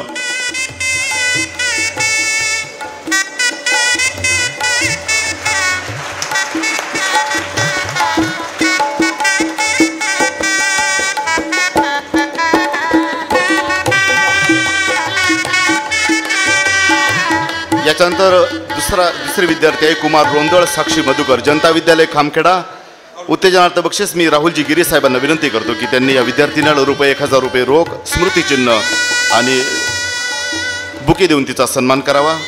कुमारी रोंदळ साक्षी मधुकर जनता विद्यालय खामखेडा.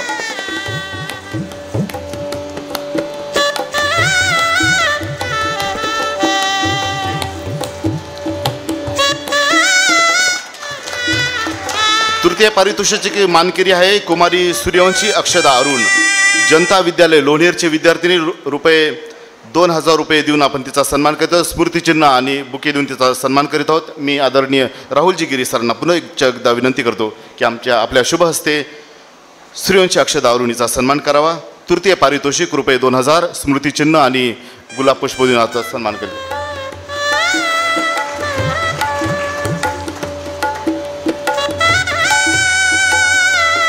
द्वितीय पारितोषिक कुमार हिरे सुमित योगेश जनता विद्यालय विठेवाडी. मी आदरणीय प्रमोददादा पाटील यांना विनंती करतो की द्वितीय पारितोषिक सूर्यवंशी अक्षदा अरुण यांना प्रदान करावं. जनता विद्यालय विठेवाडीचा हिरे सुमित योगेश ₹3000. आदरणीय प्रमोददादा पाटील यांच्या शुभ हस्ते आपण त्यांना हे बक्षीस वितरण करीत आहोत. जनता विद्यालय विठेवाडीचा विद्यार्थी हिरे सुमित योगेश द्वितीय क्रमांक.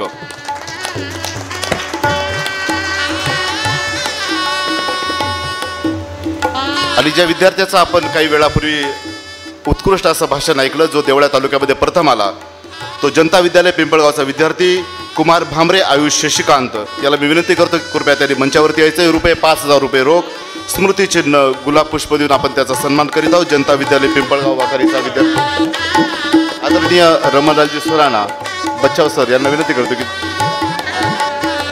आदरणीय डॉक्टर रमणलालजी सुराणा यांच्या शुभ हस्ते आपण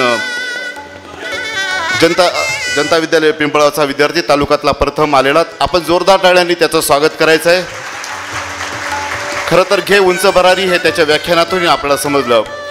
वक्तृत्व ही कला आहे आणि जी माणसाचं समाजाचं आणि राष्ट्राचं उत्थान करत असते आणि म्हणून आपण आयुषला हा तालुकास्तरीय प्रथम पुरस्कार देतो आहे. ₹5000 रोख स्मृतिचिन्ह आणि गुलाब पुष्प देऊन बुके देऊन आपण त्याचा सन्मान करीत आहोत.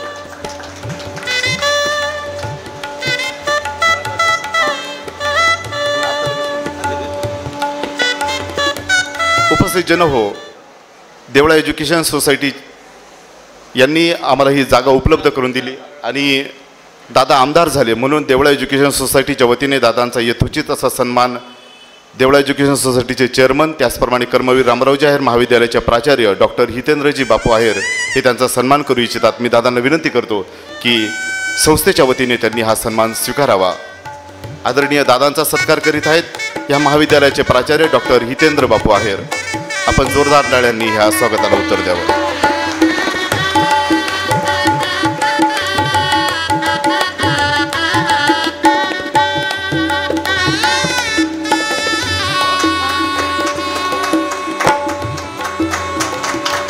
जोरदार टाळ्यांनी आपण स्वागताला उत्तर द्यावं.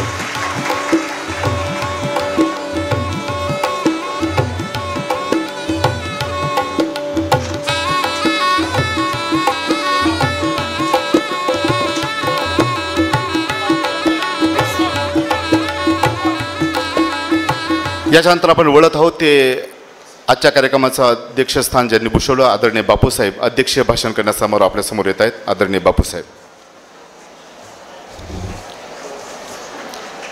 स्वर्गीय डॉक्टर दौलतराव सोनूजी आहेर तथा बाबा यांच्या 9व्या स्मृतिदिन समारंभ प्रसंगी उपस्थित श्री राहुलजी गिरी, आमदार आदरणीय डॉक्टर राहुल